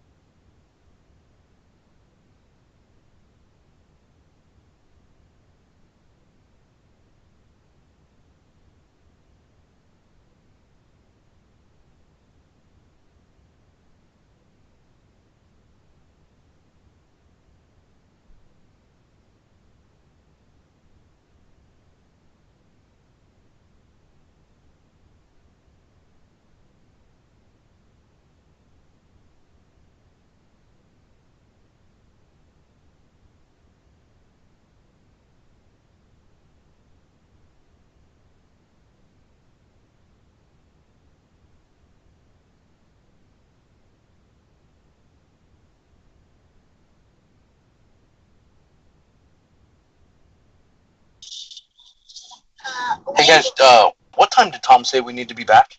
Mommy. In about 6 minutes. All right, perfect. Thank you, sir. And were we taking a short rest or no? It's up to you, because you're the only one with resources that come back. I mean, whatever you guys think. We haven't taken that much damage. Like I'm out of points. Let's go one more, and then after that, see where we're at. I mean, go ahead and blow your Okay. warlock wad if you want, because you get warlock spells, right? Back. I already used them. They're first level. Okay, cool. All right, I'll be back in a minute.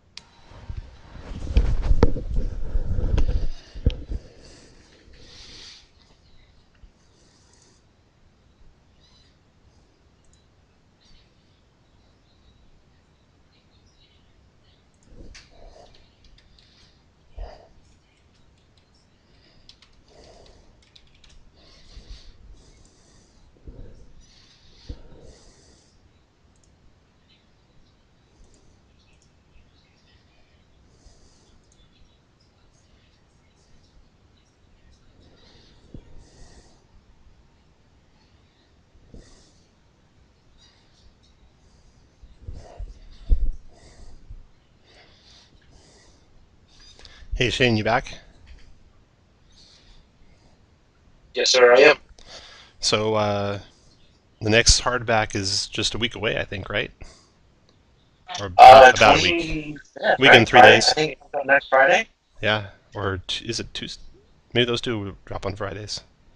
Like I think it's the 24th. Yeah. Or 24th or 25th. Yeah, right, sorry. The wife just told me the 25th is Saturday, so yeah. 24th is Friday. Yeah, I'm excited for that one, man. I really think it's going to be good. Yeah, I'm looking forward to that one too. I know a lot of people posted concerns about not having like an overarching story, but I don't know, just the traditional D&D dungeon crawl. You know, just go out and do a dungeon and get treasure. And, So Shane, have you ever gain renown. played those adventures? Oh God! Son of the Citadel, Forge of Fury, Yeah. Lost Caverns, not Lost Caverns, I- White Plume Mountain. I think I can't remember if I played the Giants one. I know that we attempted to play Tomb of Horrors several times, but it was always like we'd get together one night and we'd start playing, and then we'd all be dead by the end of the night. And we'd start playing. But that's the point of Tomb of Horrors. So I've never actually played through any of them, and I mean, I don't know. When I was a kid, we played D&D, but I don't know, we didn't really play D&D. Like, it was different. We didn't really follow the rules, or I mean, we did, but not the same way.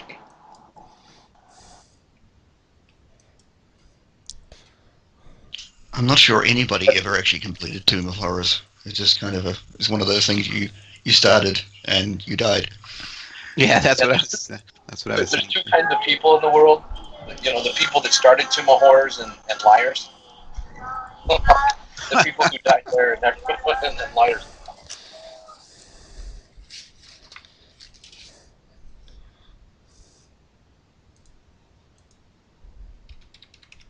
In fact, I'm not sure they even finished making the module because nobody ever got more than halfway through it anyway, so what's the point in writing the last bit?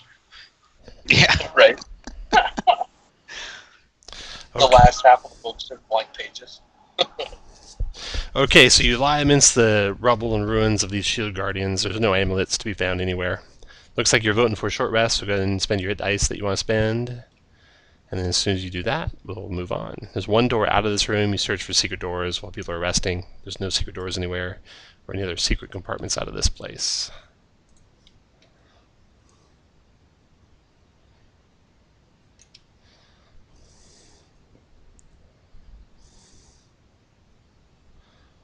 Hey, Fulgar, that second wind I have not updated, so you should get one more hit point from that, because you're a third level fighter now, and I still only have it at +2.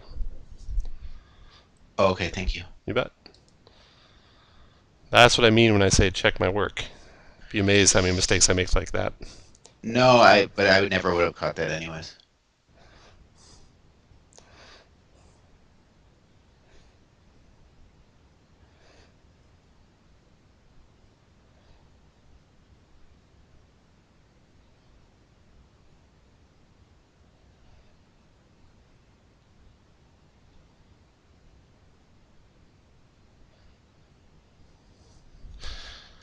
Okay. As soon as you're ready, there's a door out of the room and a hallway that zigs and zags a little bit and ends in another door. You can position yourselves where you want to be when you open that door. You search it carefully, you don't find any traps on it.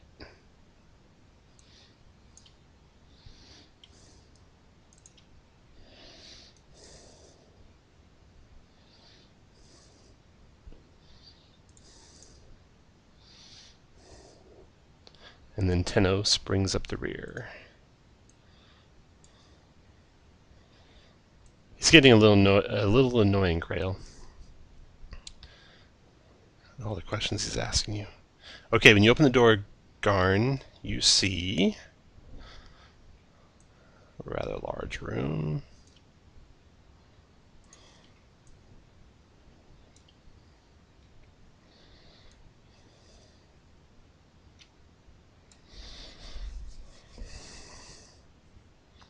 The floors and walls of the room are made of black marble with gold and silver veins. Another door is on the wall to the right. Keeping you from getting to the door, however, is a large snake-like creature with a human face. It hisses at first and begins to speak. Food. I'm hungry and have little care of what you say. I don't wish to end up like my kin. And you see its kin slithering out of the darkness. So first you see it coming around the corner. It's a snake with a human-like head. Then you see its kin slithering from out of the shadows, a skeletal snake. And then you see another one to the right, and you hear another one hissing around the corner. So there's what you see. Go ahead and roll initiative. Try not to run all the way into the room and just bring him to the door. Got a lot of melee just to bring him to the door. All right. Just one. And you didn't roll real good either. Well, if you can all stand in that area, you know. All right. This one slides and slithers on up to here, and then casts a lightning bolt spell, I think. Let's see what it's got for casting spells.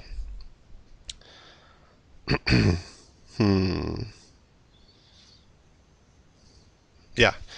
So it'll do a lightning bolt. It'll do it at... Let's do it at 3rd level. And it's going to hit Garn, Falling Blossoms, and Bartok.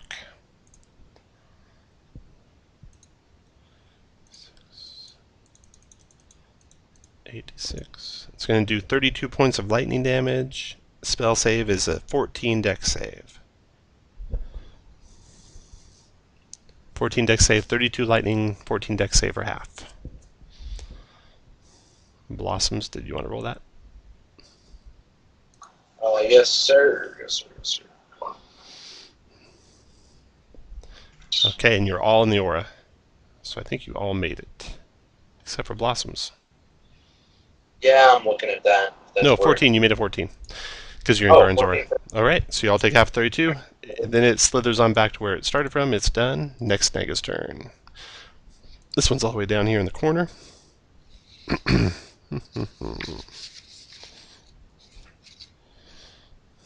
And it is going to do...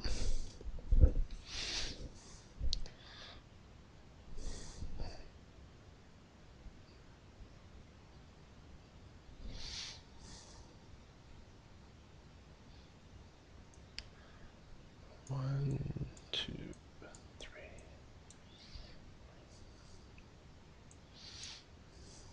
It moves up to where it can see Garn and Falling Blossoms. And then it does hold person at 3rd level on Falling Blossoms and Garn. It's a DC 12 Wisdom save.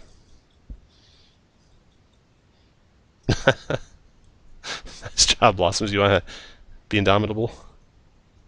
Yeah, why not? Okay. 7 and 5 is 12. You made it. That was 3rd level for that guy, 3rd level for that guy. Okay, then he moves back. And then the next Nega goes. The one at the very top of the room will lightning bolt the two of you. Oh, actually, and Bartok.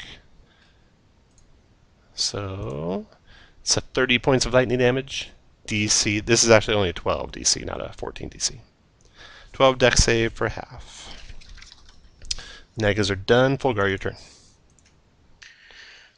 Okay, I guess I'll rage and go 1, 2, 3, 4, 5, 6. And can I move diagonal out of the door to here? No. No, you maybe go all the way just straight through? Yep. Okay. So I moved there. I used my bonus action. So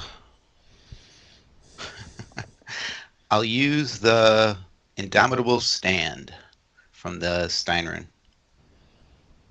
So if they come within 10 feet, they gotta do a DC 12 strength save. For the next minute until you move any distance, you have advantage on all checks and saves with effects that force you to move. All right, got it. Wait, no, that's not gonna count as an attack though. And so I'm gonna lose my rage. So I will. You can not do the rage I if you guess. want to. No, that's fine. I'll move up to here. Was it end of your next turn? It's the end of your turn, so it'll End of end this your turn if you don't attack. So you can not do it if you don't want to. No, I will draw my hand crossbow and fire at that top one. Hand crossbow takes a hand to load, so you won't be able to actually load it and fire it. You can toss something. Toss a dagger or something like that.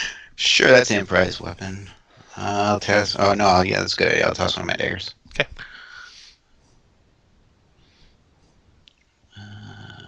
Where's the dagger on here? There isn't a dagger button. Shoot. Just roll a d20 manually. Just roll d20. Okay. Yeah.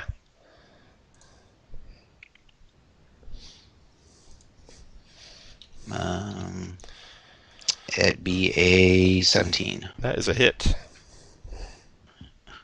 for 5 points, and I'm done. All right. All right. Yeah, okay.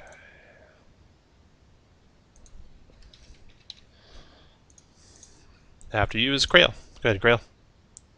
You can't ready a move, correct? You can ready a move. Okay, I'm going to ready a move when Fulgar moves. I mean, you officially ready a dash. Yeah, I'll ready a dash. All right. Actually, you can ready a move. Can I move and ready a dash, or can Yeah, do I yeah, have to stage stuff? Yeah, Okay. no, to ready takes your action. And you can ready movement, you can ready an action, you can ready whatever you want. Okay, I will ready a dash for Fulgar. Move to there, ready a Fulgar dash. moves. Okay. After Grail is the first of these guys. Okay, so that one there in the front. Got those fighters up there. She will... What the hell is that?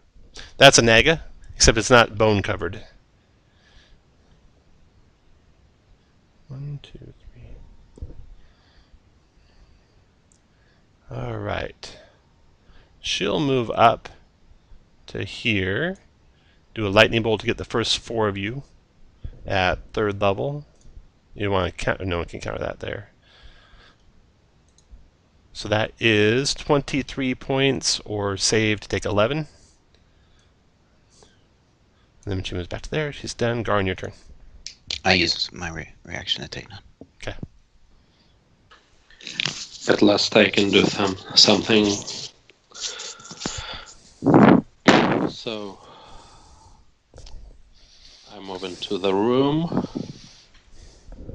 to here and attack the closest Naga You got it. for 13, probably. Yep.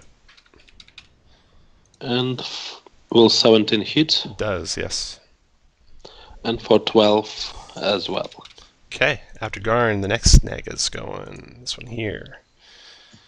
She sees Garn there, and she kind of does a little snake dance. Garn, make a DC 14 Wisdom saving throw. No problem. You ignore her enchanting spell. And next to go is Blossoms. Alrighty, Blossom's gonna go 1, 2, 3, 4, 5. Well, I just put in a piece of gum in my mouth with a small peppermint. Yeah, that's what happens when you go in the car.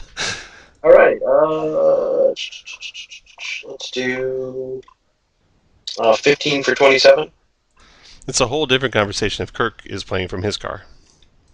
Yeah, I mean, it's a lot of slurping and 13. thank you extra for that. No, 15 for 27. 15. For precision. Oh, you did precision. Okay, 15 is a hit. 27 damage. Got it. Let's try that some more. God bless it. 12 for 28. Miss. Okay, kind of figured that. Come on, click. How about 20 for 25? Hit and dropped her. Oh, and then 5, 10, 15, 20. I'll put the sword just above the other not bone Naga and use Crimson Awake on her. 19 for 12. Okay. Oh, that's not good. And it won't move. I have to reload here real quick. Okay. The best part about Roll20 is that takes about 2 seconds. When it's working, when their servers haven't crashed.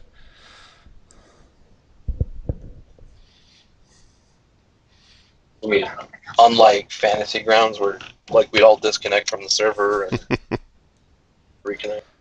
It's taking a while to reload. There we go. Okay. Looks like it's going to make it.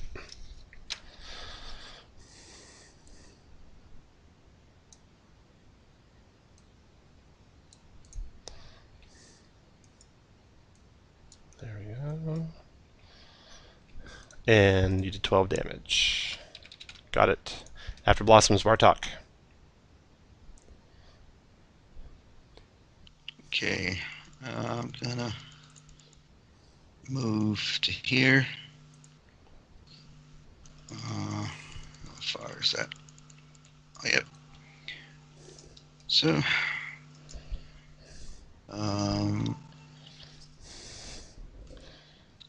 actually, I'm.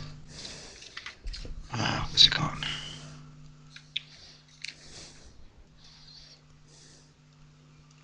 Sorry, just trying to find the button. I haven't used it today.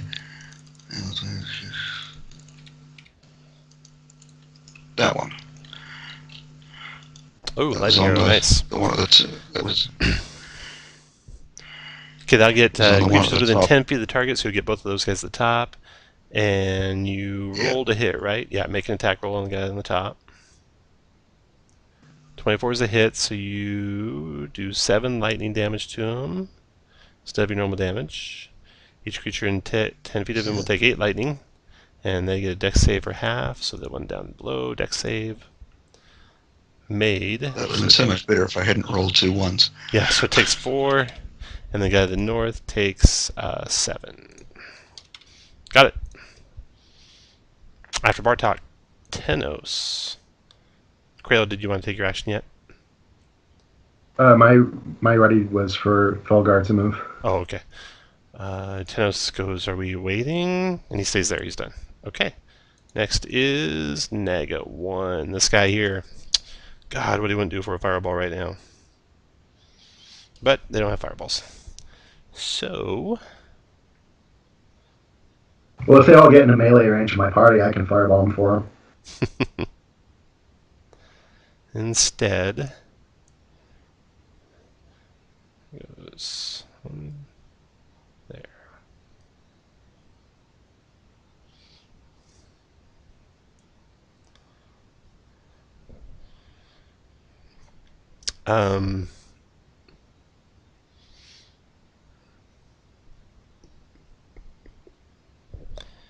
He's going to get Garn and Bartok in a lightning bolt. So Garn and Bartok, you will take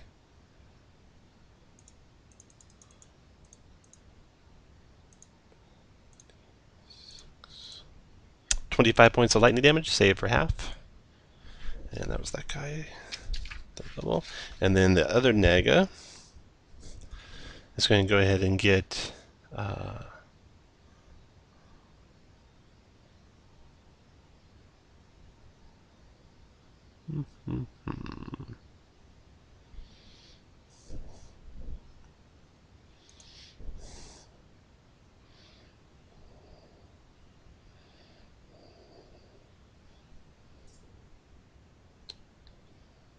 he'll do a lightning bolt on Garn and Falling Blossoms. Oh, I actually got a button for these guys. 28 points of damage, dex save for half. 12 is the dex save. And then the last, and then he'll move back. And the last guy. Hey, Shane. Up here. He's going to angle his lightning bolt to get Garn and Fulgar. So Garn and Fulgar, 32 lightning damage. Dex save for half. And then he moves back. Shane, did you get that you took 28 lightning? I missed that. Was there a save involved Yep, in that? 12 dex save for half. And you're in Garn's aura. I think I may have been switching networks.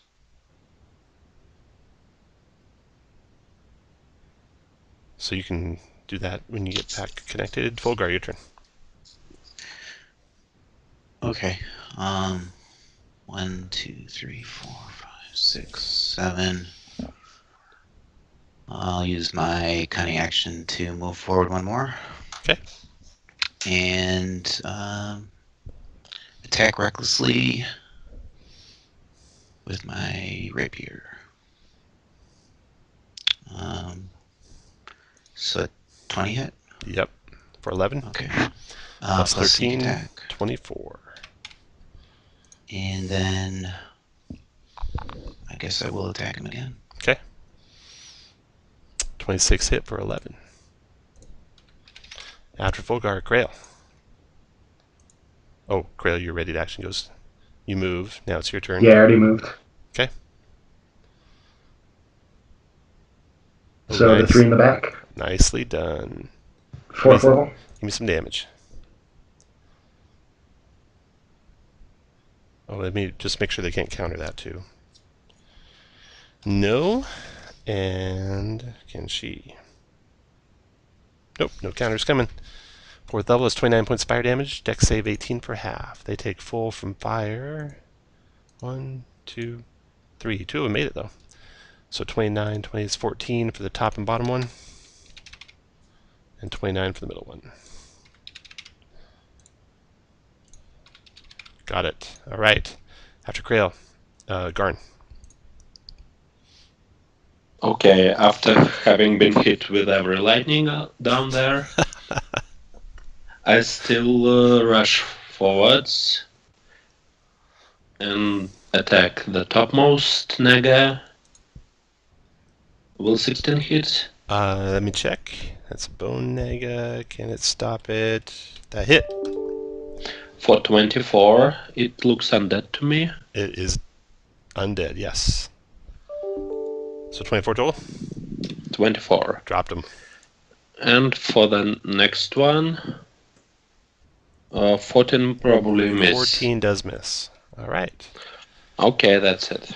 All right. Then the spirit naga in the bottom left. It will already did that one. Could do that one. Yeah. Okay, it moves to here.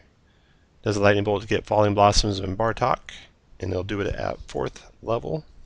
Not cool. So I'll use this other guy's lightning bolt. It is actually a higher save than this, but it's 34 points of damage, and the save is DC 14. So Bartok, you take the full 34. Blossoms, you take the full 34. That's why I use some powers. Bartok was on the ground. You said Bartok is down? I don't see Bartok's health bar. Yeah, Bartok is down. Only had 27. That's like the 5th lightning bolt I've been hit by. Yeah, we ate it. Okay, Bartok goes down. I'm going to put, so that they all remember, that red X on you, so they know you're at 0 hit points. That thing did that, and then it backs up to, oh wait. There, 1, 2.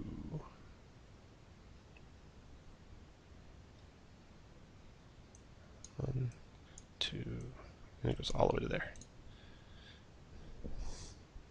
Let's see how good its Arcana skill is. Intelligence plus 3. We'll make a DC 15 intelligence check. No, okay, it's not that smart. It just closes on Falling Blossoms. Done. Blossoms, your turn. Alrighty, Roo. Let's get this done. Let's make this happen. Where's the damn trip attack? So a 19 for 34 and a DC 18 strength. 18 strength check. Got him. Down it goes. And I can't see his health bar. Wait. Does he look real hurt or kind of hurt? There, can you see it now? Perfect. Yes, sir. 27 for 27. Son of a bitch. All right.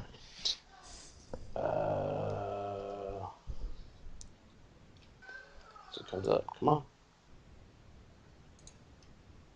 There it is. 26 for 16. Dropped him. Her. Right. It. So 1, 2, 3, 4, 5, 6. That was 3 attacks, so I get a bonus attack on that one, which is going to miss no matter what I do. I will go ahead and action surge because we should. And let's try a 15 for 34. Got him. That's 3. Now he's down. So we'll do a 15 for 26. And dead. And then one more attack, and I will pull out a javelin because I went 5, 10, 15, 20, 25, 30. I'll pull out a javelin and huck it at the one to the north. 28 for, wow, a whopping 6 points of damage. And it took full damage from that 6. Okay. Bartok. That'll finish me. Oh, that's it. Do I have a Bartok. button for? There's no button for it, so just roll a straight d20. Oh, 1 failure for Bartok, so I'm going to put this little red 1 on you, so they know that you got 1 death failure. But never fear. Tenos is back there. Tenos is here. Assuming you guys are yelling for someone back there to help. 1, Oh, 2, 3, 4, 5. Tenos peeks around the corner, and he has not done any healing since you guys have done your short rest. So, Bartok, you get back 5 plus your hit dice in hit points. And Tenos is done. That round ends. Naga's turn. Luckily for Tenos, Naga's got something on her mind. She will lightning bolt Garn and Fulgar. Wait, never mind. I don't think she can. Not a bone Naga. They've already cast 2 third-level spells each. So, she'll do Shocking Grasp on Garn. Oh wait, does she have that too? Maybe minor illusion. That can't be true. Nope. Okay, so Shocking Grasp. Boom, boom. 15 plus 4. 19 is a miss. That's it. Fulgar. And then you guys finish off that Naga before it goes again. Ripping bones and cracking bones and breaking them apart and destroying it. Okay. In that room, amidst the rubble of these Naga, is nothing about you. Search them carefully. You know that spirit Nagas, the 2 that are lying dead here that were not skeletons, are usually good aligned, but these ones must have been corrupted. And the room you search carefully, you don't find any treasure within it. So, you have 1 more short rest, you think, if you want to take it now. So I'm going to line you up. If you want to take it, move up. If you don't want to take one, move down. If you want to abstain, stay where you're at. Where's everyone at? You should be all right here. No, I'm sorry. Resource-wise. I'm almost out of rages, but a short rest isn't going to help us for that. So otherwise, I'm not in too bad shape. I mean, I would get back 4 or 5 maneuvers and an action surge, plus quite a bit of healing, but we can keep pushing on too. Tom, is this a 2 or a 4 hour mod? 4, so you'll just get 2 short rests. Okay, all right, because if it was a 2, we'd only get 1. That was a dumb question. Yeah, let's keep going now. Looks like, yeah, okay, no one voted yes. So, do any healing potions you want to do, and then you press on.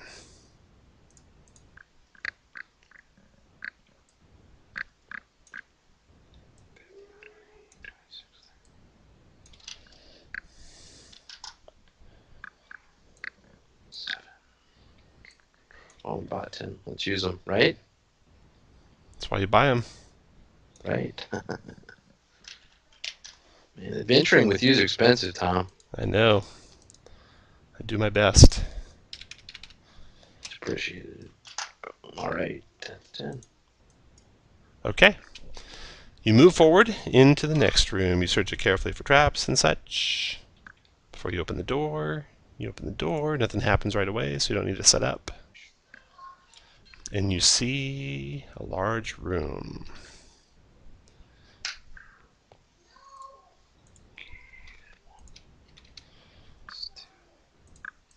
Okay.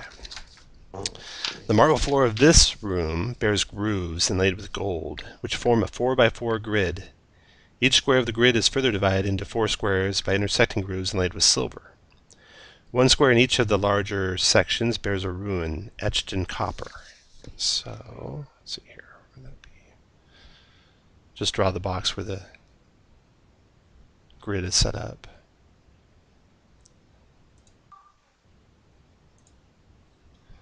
Four by four. Can you repeat that, Tom? I wasn't quite I will. ready for that. There's Yeah, I a will. grid with... I will, yeah.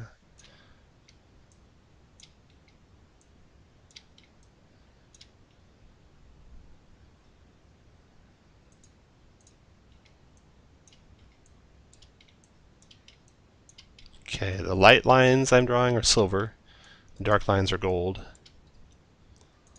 There you go. So do you guys see that in that room there? Right here? Yes, sir. Okay, so I'll read that again for you guys. The marble floor of this room bears grooves inlaid with gold, the dark solid lines, which forms a 4x4 grid. Each square of the grid is further divided into 4 squares by intersecting grooves inlaid with silver, the thin lines.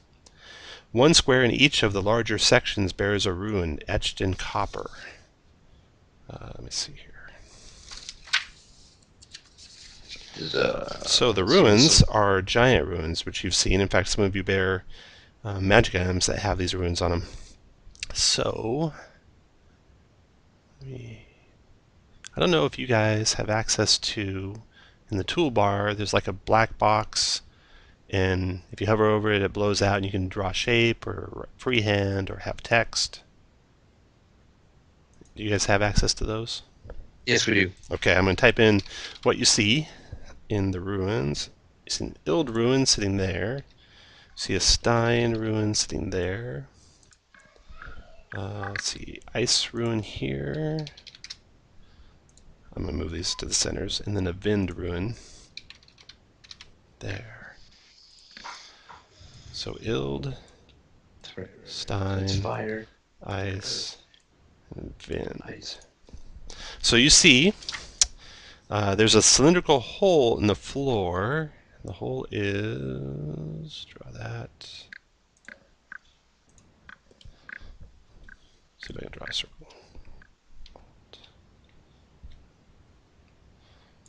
Not a circle.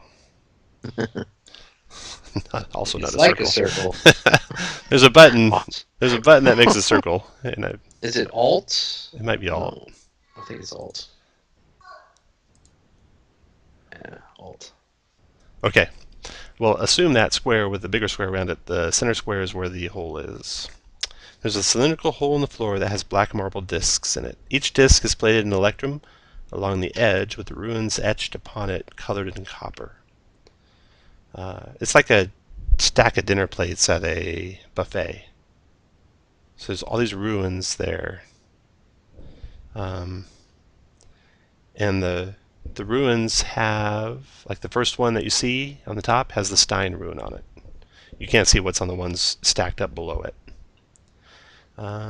You see statues on opposite sides of the room, one next to the door you came in and one on the opposite wall.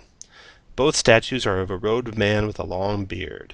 He has one outstretched hand and the other arm around a book. There's a door drawn in this room, but there are no other doors in the room, unfortunately. You notice the statue opposite the door you came in, on the opposite wall from the door you came in, has a key. Looks like it's made out of gold and laid with precious gems on his outstretched hand. The book that he is carrying looks to be part of the statue. Does it look like there is a lock that key might fit in on the far door? No, there's no far door at all. And you search the walls and you don't find any other doors out of this room.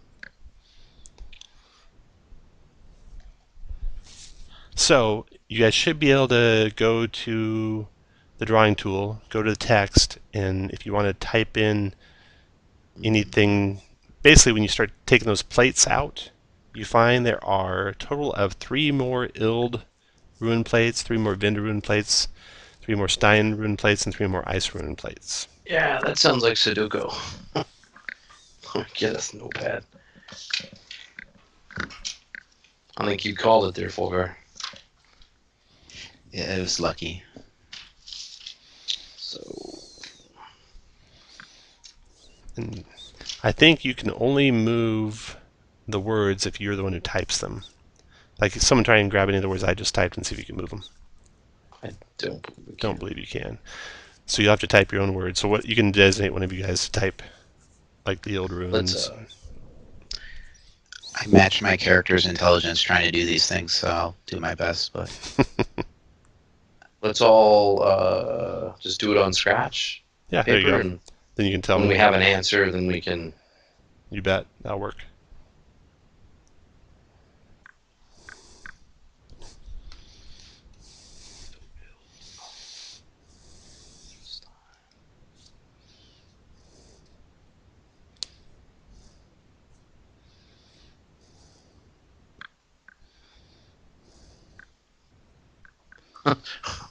Send Tenzo at the puzzle. Tenos. Where's Tenos? So Stein has to be Here there. he comes. Vind has to be there, which means Ice has to be there. Alright, I got the first block, y'all. Ild has to be here. No, that one yet. Nope, Ice has to be here. So Stein has to be there. Alright, second block down. All right, Shane, you want to tell me where you want to put the blocks in the top left? Oh god, yeah. Give me just a second. I'm almost finished here. So Stein. So we need Vind. Is has to be there. So Vind has to be there. All right, last one. We know that one's Vind, which means that one's Ild, which means that one's Stein. Okay. Let's see. Only I can move those. Just tell me where you want to put them. Okay, so going like reading order. Okay. We'll go starting with Ild, which is already there, then Vind. Okay. And then Stein. Okay. And then Is. Yes. Okay. And then starting at the next line, Stein, Is, Ild, Vind. Okay.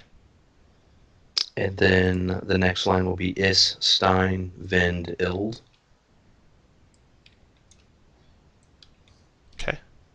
And then the next line should be Vind, Ild, Is, Stein. Oh, we really are worshipping Satan, speaking Alright. in tongues and shit. Yeah. I think that looks right. Does that look right to everyone? Looks right to me. it's pretty. So Very each nice. block of 4 is unique, and Well- then each line and column and row doesn't repeat. There we go. Okay. Ild, Weinstein, Is, Stein, Solve Is, Ild, Vind, Ice, Stein, Vind, Ild, Vind, Ild, Ice, Stein. Got it. All right. When you put the last one there, a door appears in the western wall. It's got a keyhole in it. Looks like it's about the same size as the key that Gollum holds in his hand. Fulgar, you want to go wrestle that key away from that golem? Yeah, I'm dumb. Sure. All right. Did you guys see the post on Facebook about the guy who wants to make the John Cena character? And the whole time people are talking, I'm like, I think I played with that character last week. Okay. Nothing happens when you grab the key, and it works in the door, and you are Here you- through. Next hallway ends in a door.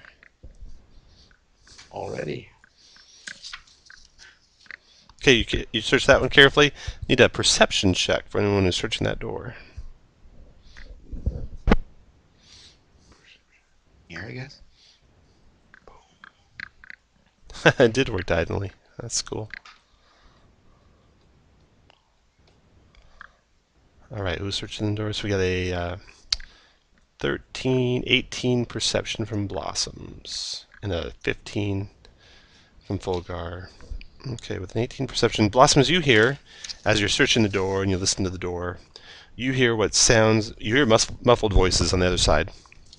And then you hear something solid crash against something else, like a big piece of wood crash against the wall or something like that. Do you want to wait, or do you want to throw that door open and rush in?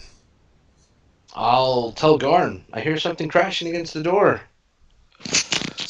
I think we should rush in. All right. Okay. I'll cast first. I'll cast bless for everyone. Then I bash the door. Oh, Nicely done. you big sexy paladin.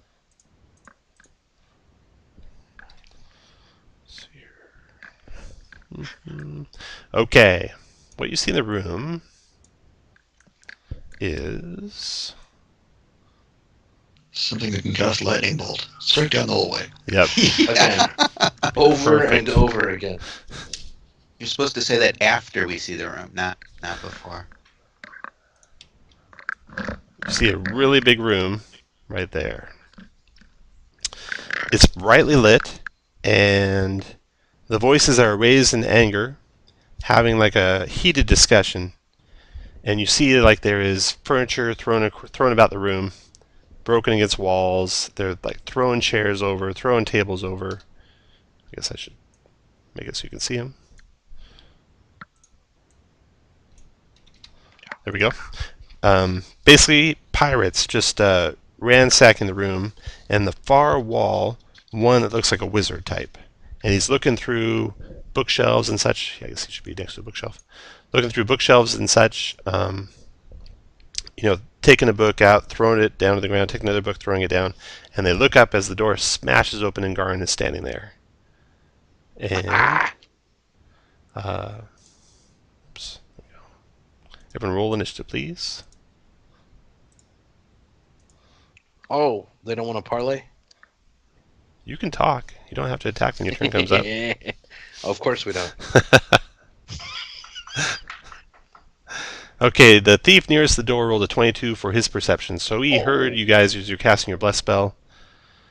He heard your plate armor walking up to the door or whatever, and he had warned his companions so you don't surprise him.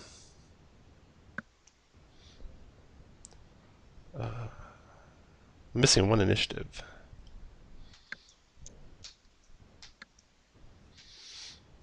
Fulgar. I rolled it. It's the first one. Yeah, it just didn't go in. Occasionally it doesn't come in, so what you do when that happens is just roll again and then type in what you rolled the first time. So it can't get better, it can't get worse. But if you roll it again, it shows up. Oh, too bad. Oh, that hurts. So you just click on that, you type 7.02. Oh, the daggers. Click on the 22.02 and type 7.02. Okay, sorry about that. No, that's okay. Occasionally that happens. I even have a button for it. It happens so often. There we go. All right. They initiatives. Boom, boom, boom, and oops. You roll initiative for the wizard because I don't have him built up. So 19.02. All right, first to go is Bartok. Too bad you're all the way back there. Yeah, I don't have enough movement to actually do anything. Although from where you're standing, you can see that first rogue. Can I? Yep. Well, if I can see him, I can shoot at him, can't I? Yes, you can. So let's just do that. That's a hit. That's a miss. And you do 13 damage to him. Don't forget about extra d4s if you need them. For blessing. Got it. For bless. So so I could you probably will, actually use a d4 on the second one to yeah, you will hit. potentially turn that into a hit. Yep. Actually, you need to roll a 2 or higher. So we're going to roll manually d4. I'm going to fix your bless, Garn, so you can roll everyone's blesses for them when the turn when if they ever miss, I'll ask you to just roll the bless roll for them, and I'll build it in the macro so it'll go really fast for you. Oh, there we go. He's punishing you for casting bless by making you. You gotta pay attention all the time. There we go. So you just hit that button anytime someone has a close roll. Bartok, you did hit then with the second one, and you did with that second one 8 and 3 more, so 11 more. Okay, and then you can move if you like, Bartok. And then the wizard. Actually, no, I can't. I don't have enough movement. You can go backwards if you wanted. Okay, the Abjurer. He will cast. Actually, good point.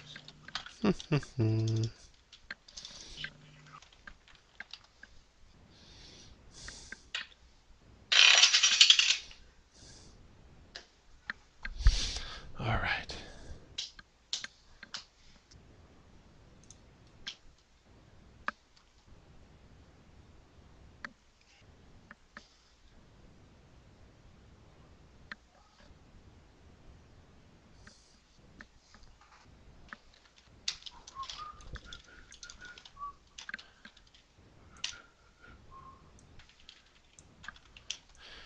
He says, keep them out. Throws a wall of fire up there right in front of the doorway. Damn. Pointed your direction, of course. It's opaque, so you guys can't see into the room anymore. And you hear him yelling, get the stuff and come to me. We'll get out of here. So he throws that up. And he's done. Okay. And that wall of fire, what's that do? You don't have a wall of fire, do you? Krail? Nope. I know who does, though. And it's going to be awesome when I use it. Because of what I get to say.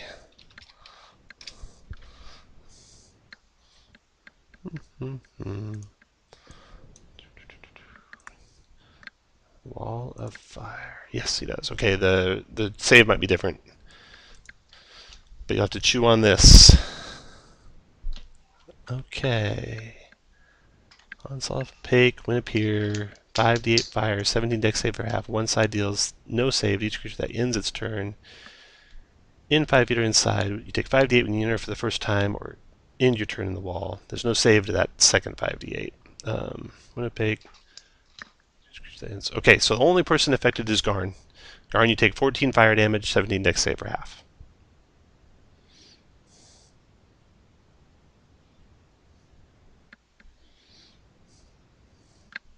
And he's done. Then the thieves go. It's DC 17, right? Oh, no, the DC, I'm sorry, is actually 16. Okay, I think I failed this. Anyone? Anyway. Okay. 3, 4, 5, 6. Oh, sorry, a bless spell, of course. Oh, yeah, you get your bless. This should do it. Yeah, that makes it. So you take half of that, you take 7 fire. Concentration check, since you're blessed, you're concentrating. DC 10 on that one. That should be pretty impossible to fail. Yeah, you got 9 plus 5 or your aura, so you make that. You can't fail a DC 10 concentration, you can't fail a DC like 14 concentration. Alright, then he's going to use his cunning action to move right on up to block you.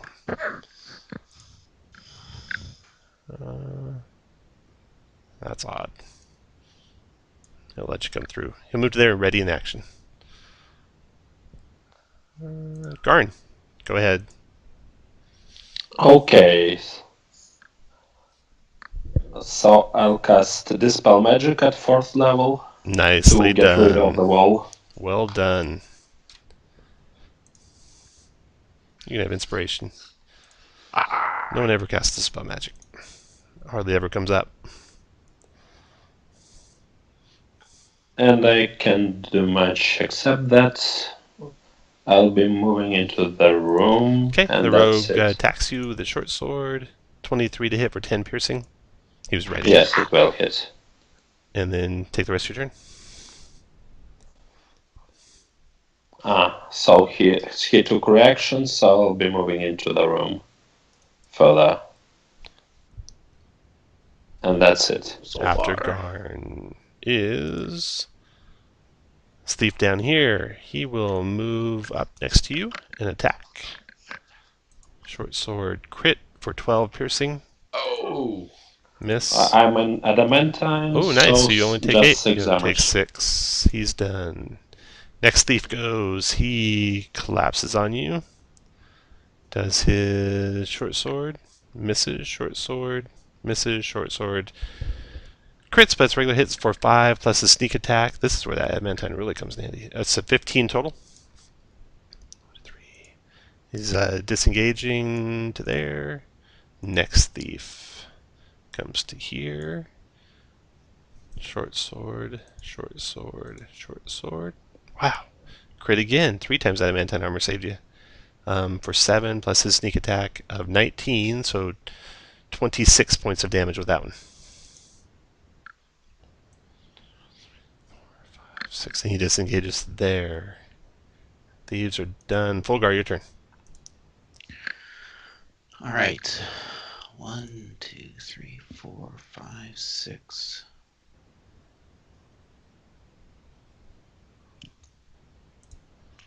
Can I slide this way? Yeah. Okay, If you got 7. move. So then I'll use my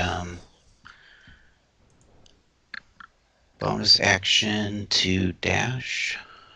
1, 2, 3, 4, 3, 4, 5, 6, 7. So he's gonna get this one here is gonna get an opportunity attack on me.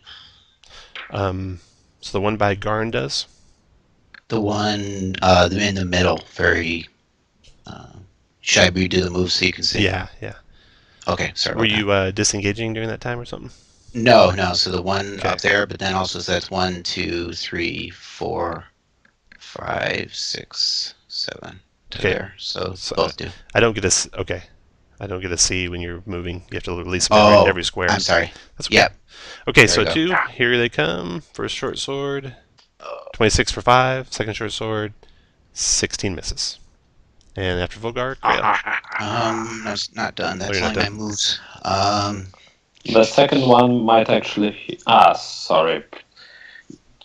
Getting everything wrong. Sorry, I'm just trying to figure out what to do. So I will So you take my move. action then to move. So 1, 2, 3. There. Okay. And then I action surge. Okay. And then my first attack, I will try to grab him for a 19. I think he won't want that to happen. Uh-oh. 19. Oh, I'm sorry. That's your strength check. Okay. Yeah. 19. He's got Dex, so he'll do his Dex check. Boom. Okay, you got him. All right, then I will also give him an unarmed punch. That would be 13. Miss. Oh, plus my plus 3 there, so 16. 16. Now he'll do his shield spell. Okay, All right. I'm done now. Sorry about that. No problem. Grail, your turn.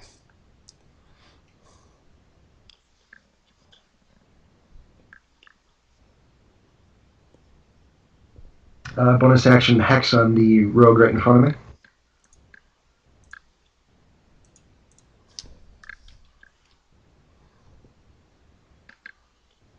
Hit, miss, and 15's a miss. So you did 10 to him. I've got 2 bless rolls done. Yep. Shit. Give me some blesses twice. 13 becomes a 15. That misses. The 15 hits for 11 more. Okay. After Grail blossoms. Can you keep moving, Krill? 5, 10. No, I'd end right next to him, and then you wouldn't be able to get in at all. Okay. 2, 3, 4, 5. Let's just stop there and see what happens. Oh, let's do a bless on that. That hit. Which I think. So 26. With a bless a hit. And another hit for 26. Wow, that's like almost the same numbers. Wow. And he's still up after that. Yep.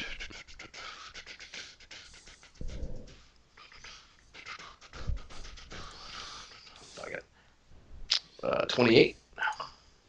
Dropped him. All right, and then yeah, that dropped him. Here, I will put Crimson Wake just southwest of the rogue that's southeast of Garn and attack with it. So 21 for 8, and that will finish me. After you, Tenos is standing by Bartok. He says, "Are we going in?" He's done. Bartok, your turn. Not you. Not you. Yep. Bartok just comes up to here because that's as far as I can get. I think 1, 2, 3, 4, 5. Yeah, because double movement there. Except I can't see anybody. So I guess I'm gonna have to dash. And end up here, but that's all I can do. Okay, then the wizard's turn. He's going to go ahead and cast a little spell on that dwarf. What it's going to be? Yeah. 1, 2, 3, 4. He's going to do 4th level.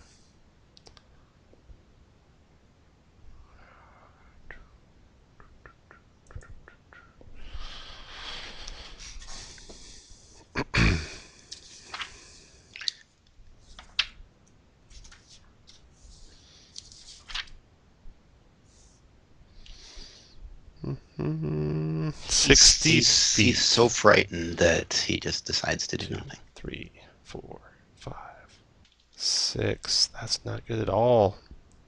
Dwarf's the only one in range for that spell.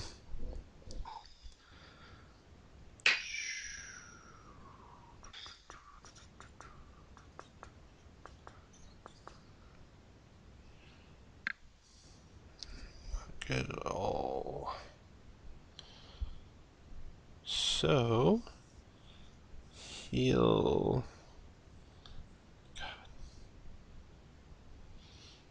do it anyway.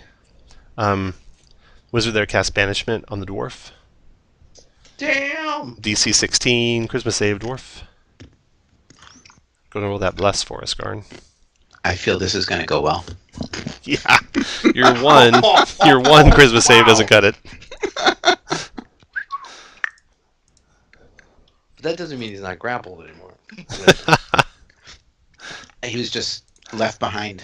The wizard ducks behind. These are bookshelves here. The wizard ducks behind the bookshelves where you can't see him. Mm-hmm. After getting out of the dwarves' clutches, Garn, your turn. Okay, attacking the guy next to me.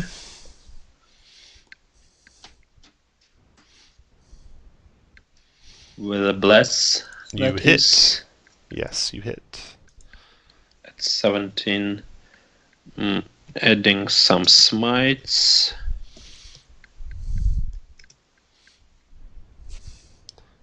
For 24 total. Got it. And the second one. Actually, he's going to uncanny dodge the 24. So you'll take 12. Second one, go ahead. Second one with a bless. Will 16 hit? Yeah. Okay, also smiting. 16 plus the smite. 29. So, for 29. All right, after Garn. And I move to here. Okay. The first of the thieves is the one by Garn. He will stab at Garn, short sword. 18 miss, short sword. 24 hit you for 7, Garn. I shield it. You do a shield spell. Okay. And then Wow. the next one misses. That thief's done. Next thief, trying to take advantage of Garn. Little does he know, he's armor class 28 right now. 1, 2, 3. All miss. Next thief, taking advantage of that. Oh, and this one backs away. With disengaged there, this one comes up. Short sword. 1, 2, 3. Disengages. Back to there. Those thieves are all done. Fulgar's banished. You can do stuff while you're banished, Fulgar. What do you want to do? You can drink a healing potion. He's incapacitated, yeah, I'm actually. incapacitated. Oh, Yeah, you I'm are when you're banished? incapacitated. Okay. Yeah, so I'll just hang out. Then bless. That doesn't affect you. Never mind. Okay. After Fulgar is Krail.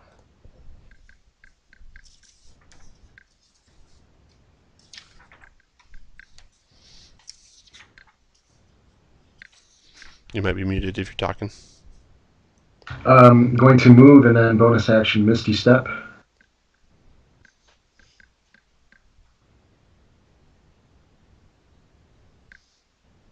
That's a double move, and I take 2 op attacks, unless they already made it.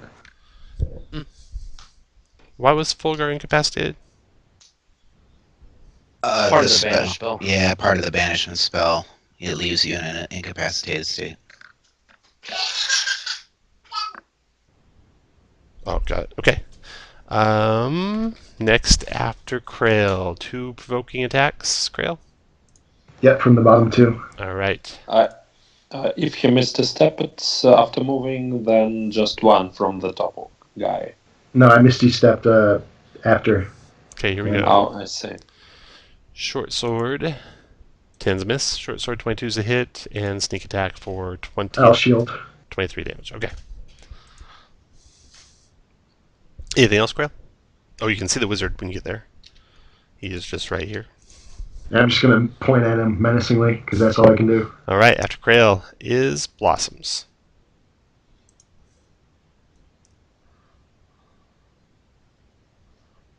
You might be muted if you're talking, Shane.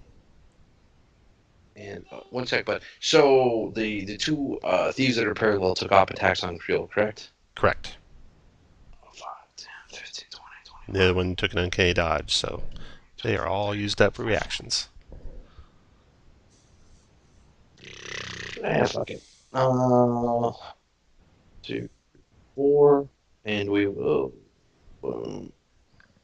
27 on the thief next to me. 27 on the thief next to you is a hit for. Oh, you hit for 27. Got it. Okay. And shnikes. How about 29 for 20? Down he goes. So that was 1, 2, 3, 4, 5, 6. One more attack. One has to be melee, so only one more. But I could pull the sword up. So the thief on the east will take a javelin. 28 for 11. Got it. And I will put Crimson Wake out south of him, like in the middle, and 21 for 8. Same guy, right? Yes, sir. All right. After Blossoms, Tennos, a little afraid. Everyone's gone. 1, 2, 3, 4. Are we coming in? 5. No! No! No! Okay, he cowers back there. And next to go is Bartok. Okay. Whoops. I am just going to move over to here and. Oh, hang on. Yep, close enough. Cast Hunter's Mark on the guy directly south of me and fire away. Hit and hit. It's 15, 16, 17, 27, 28, 29, 29 damage.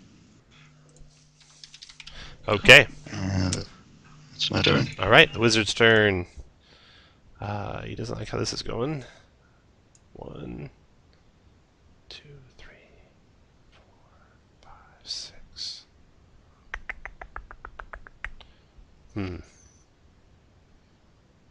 1, 2, 3, 4, 5, 6. And when he gets to there, He stops concentrating, or on his way, just right when he gets there, so it doesn't provoke you, Fulgar. Fulgar, you're back into existence, and then he casts 1, 2, 3, a 6th level spell. He's doing a 6th level banishment. Krail, you want to counter that? I use my reaction on shield. Anyone else counter? Okay, he's going to banish Falling Blossoms, Fulgar, and Krail. DC 16.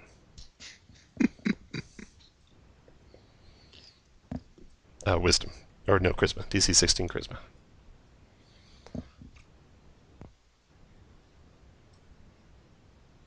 Creel made it. Fulgar did not. And Blossoms. Fulgar. It was just Oh, too long. Just for just a split second, Fulgar saw the light. Hold on. Charisma. Charisma for Blossoms. And you get a +5. Plus Bless. So you're up to 5, 6, 7, 8, 9. You need 16. You know what? Let me. I'm just checking what I've used. 1 second, Masher. I've used both Indomitables. I will Lucky. Why not? Go for it. Why not? Oh yes! I think I make that with Garn, right? Is it That 16? becomes a 16, 17 from the Bless. You made it. Woohoo! All right. Right. One more Lucky. That was it. He's done. Garn, your turn. Okay, going for the next in line. I'll be actually attacking the mage. Okay.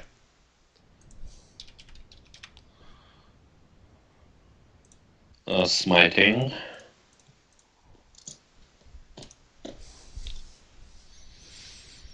For 40 damage total. Nice. Okay, that about 30 of that comes off a spell he had going. So he takes 10. Okay, and the second one also hits, and the same. 15 plus smite. 24. Okay, so 24, right? Okay, after Garn, Thieves' turn. Thief to your northwest. And I bring up... no matter. I end my turn. Alright, no concentration save since he's not concentrating anything. The spell that he didn't affect anyone. Thieves' turn. Attacking Garn. No, I'm banished. Oh, did you fail your save again? Yeah, you're back. Yeah, I rolled a 1. Oh, okay, you're not back. Let's see if he made his save twice. Made the first one. 13. What was the second damage? It was 24. 24, so it's a DC 12. And I don't think he gets to make a save if the ward absorbs the damage. Okay. Well, he made both saves, so he's good. Alright. Thief's turn. Thief to the northwest of Garn attacks Garn. Multi-attack with his short sword. Miss. Oh. 25. Garn, you want shield? Oh, yes, I'll shield that. Wizard will counter your shield. Anyone want to counter the wizard's counter? That was sneaky. That's all right. That was a wizard's reaction. That's That good. was, yeah. Anyone want to counter his counter? No? Okay, so Yeah. that hit for 5 plus sneak attack. 23 points damage with that one. And then his last one is a miss. The next Thief's turn. Attack and Garn, multi-attack and short sword. Miss. Miss. And miss. These are done. Fulgar, your turn. I am nowhere to be found. That's right, you're out. Krail, your turn. This entire time, I've had my finger pointed at him, and now he's going to know why. He can have disadvantage on his save. Oh, jeez. You're a dick. And he got a... Let's see, what's a dex save? He made the first one.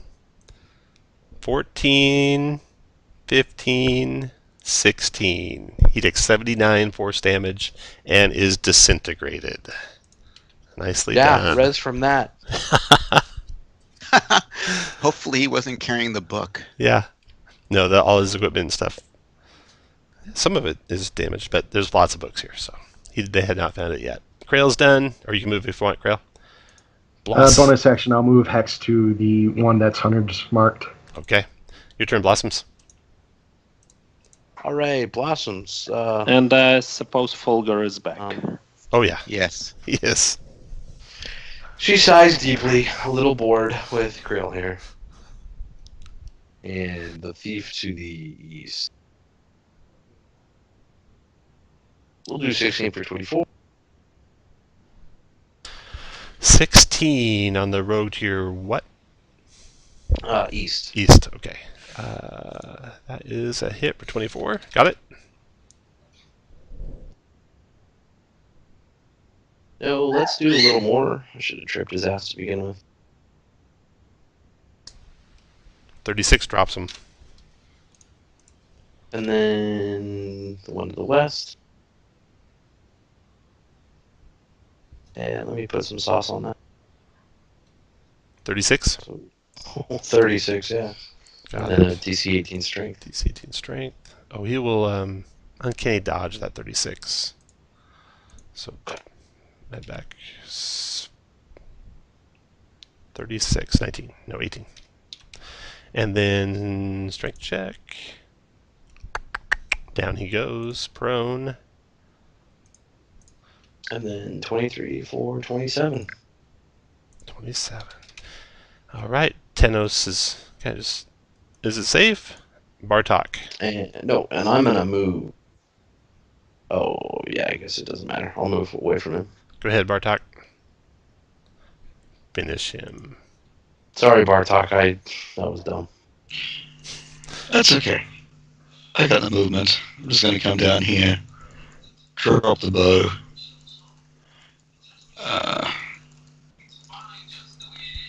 That finishes him. All right, good job, guys. That is actually the end. Except for your searching of the library and Tenos remaking the portal. Let's see here. In the library, you find Yeah, I wanna many take a books short about rest. Stein ruins. You find 1,000 gold pieces worth of coins and gems that the pirates were carrying. You find a potion of superior healing, a scroll of stone skin, and a pennant of the Vind Ruin in here. And the pennant of the Vind Ruin, for your reference, I'll put it over there so you can see it.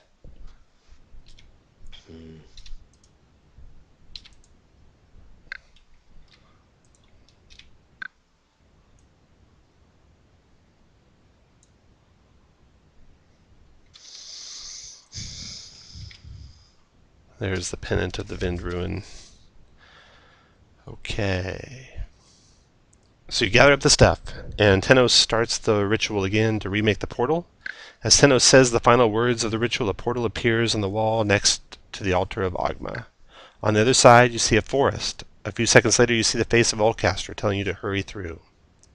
Ulcaster is very pleased that you were able to stop the pirates from plundering the library and return the books. He gives you the promised reward, as does Seer. And of course, you can keep the pennant and the potion and the scroll that you found. And that is the end. Good job, guys. So. And I didn't burn any books. Yeah. So, who would like that pennant? But just type your name in if you want the pennant, then we'll figure out who gets the first pick after that. And if you want it just to trade and you'd like someone who wants to keep it to get it first, you can type in for trade. But you don't have to. You can still take it and trade it without telling anyone. That's your plan. No, I'll tell him. I'll trade it for. I've got a Staff of Power on my other character that I very much like this to have, so it's up to you guys. Oh, okay. Nice. What are you thinking, Bartek? Oh. How many items do you have, Casey? He's got one. One. Oh, That wouldn't even matter. Yeah. So, you know what? The flight would be nice, but... Nah, you take it, man. You take it. Okay, here's the let's see, a potion of superior healing and a scroll of stone skin. So we can just roll d20s, everyone. Whoever rolls the highest two rolls can pick. It's not going to get it done. If you want either of those items, go ahead and roll. Go for it. Anyone else? No, I'm out. Okay. Anyone else? Garn? Garn, which one do you want? The potion. I cannot use stone skin. Okay. Falling, do you want stone skin? Krill, can you cast Stone Skin? No. Would you ever? Okay, then I'll take Stone Skin. All right. And on the way back to town, I use the balloon pack to cast Levitate on myself. Okay. Okay, this is what you find, or this is what happens when you get back. Let me get your XPs and your gold and such. Also, there is, if you'd like to report this one, it's still active.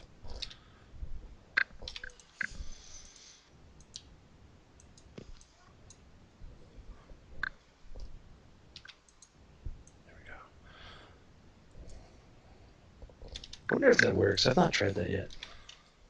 Like scanning it off the screen. Right, yeah, I wonder if it would. If I could move stuff around, it'd be even better. There we go. Object.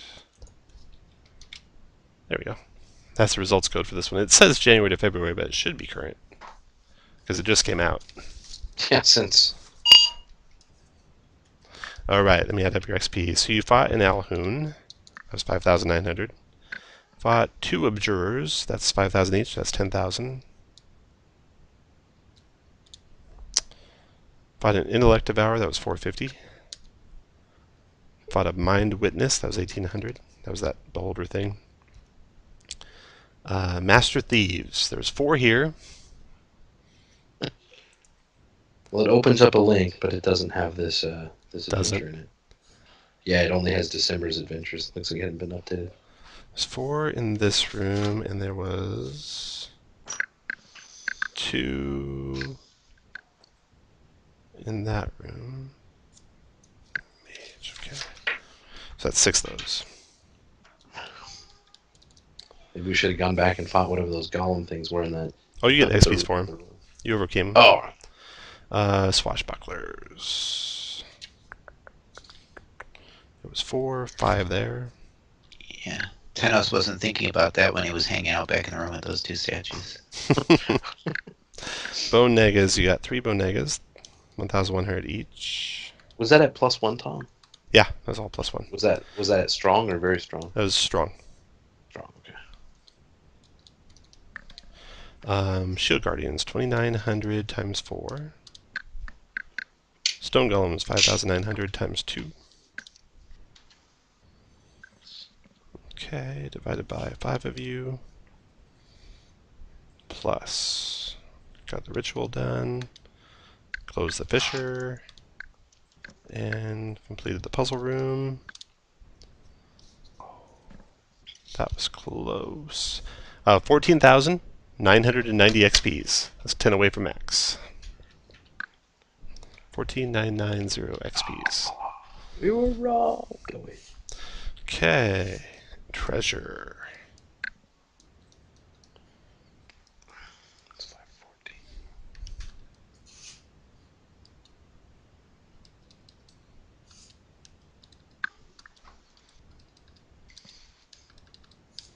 $1,000 gold pieces each. Renown. For your Order of the Gauntlet, you got 2 and a secret mission. Oh.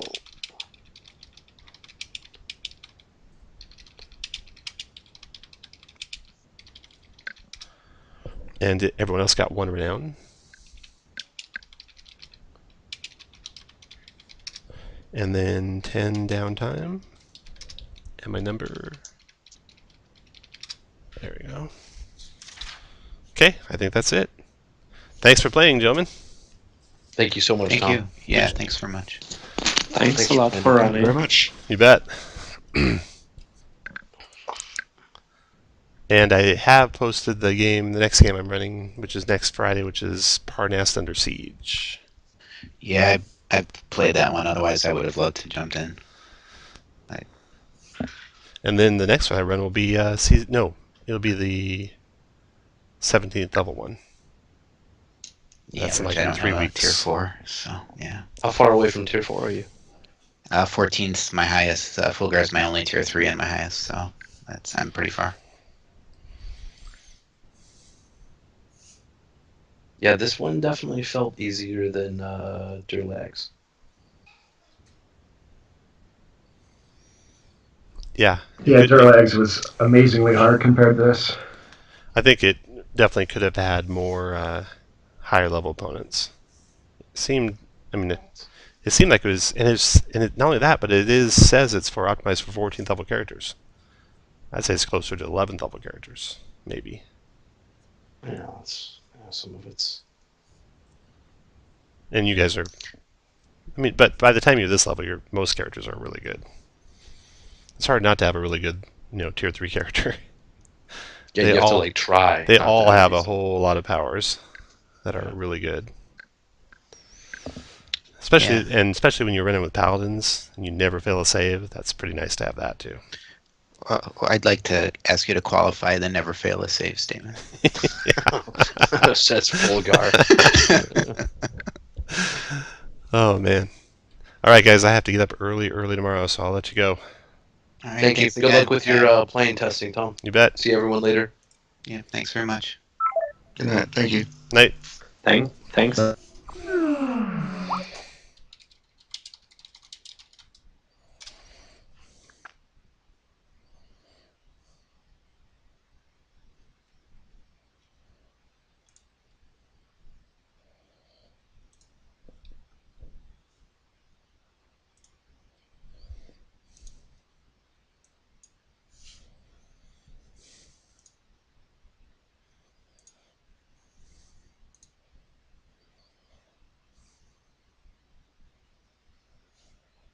Okay, Lauren, let's go back to bed. How you feeling?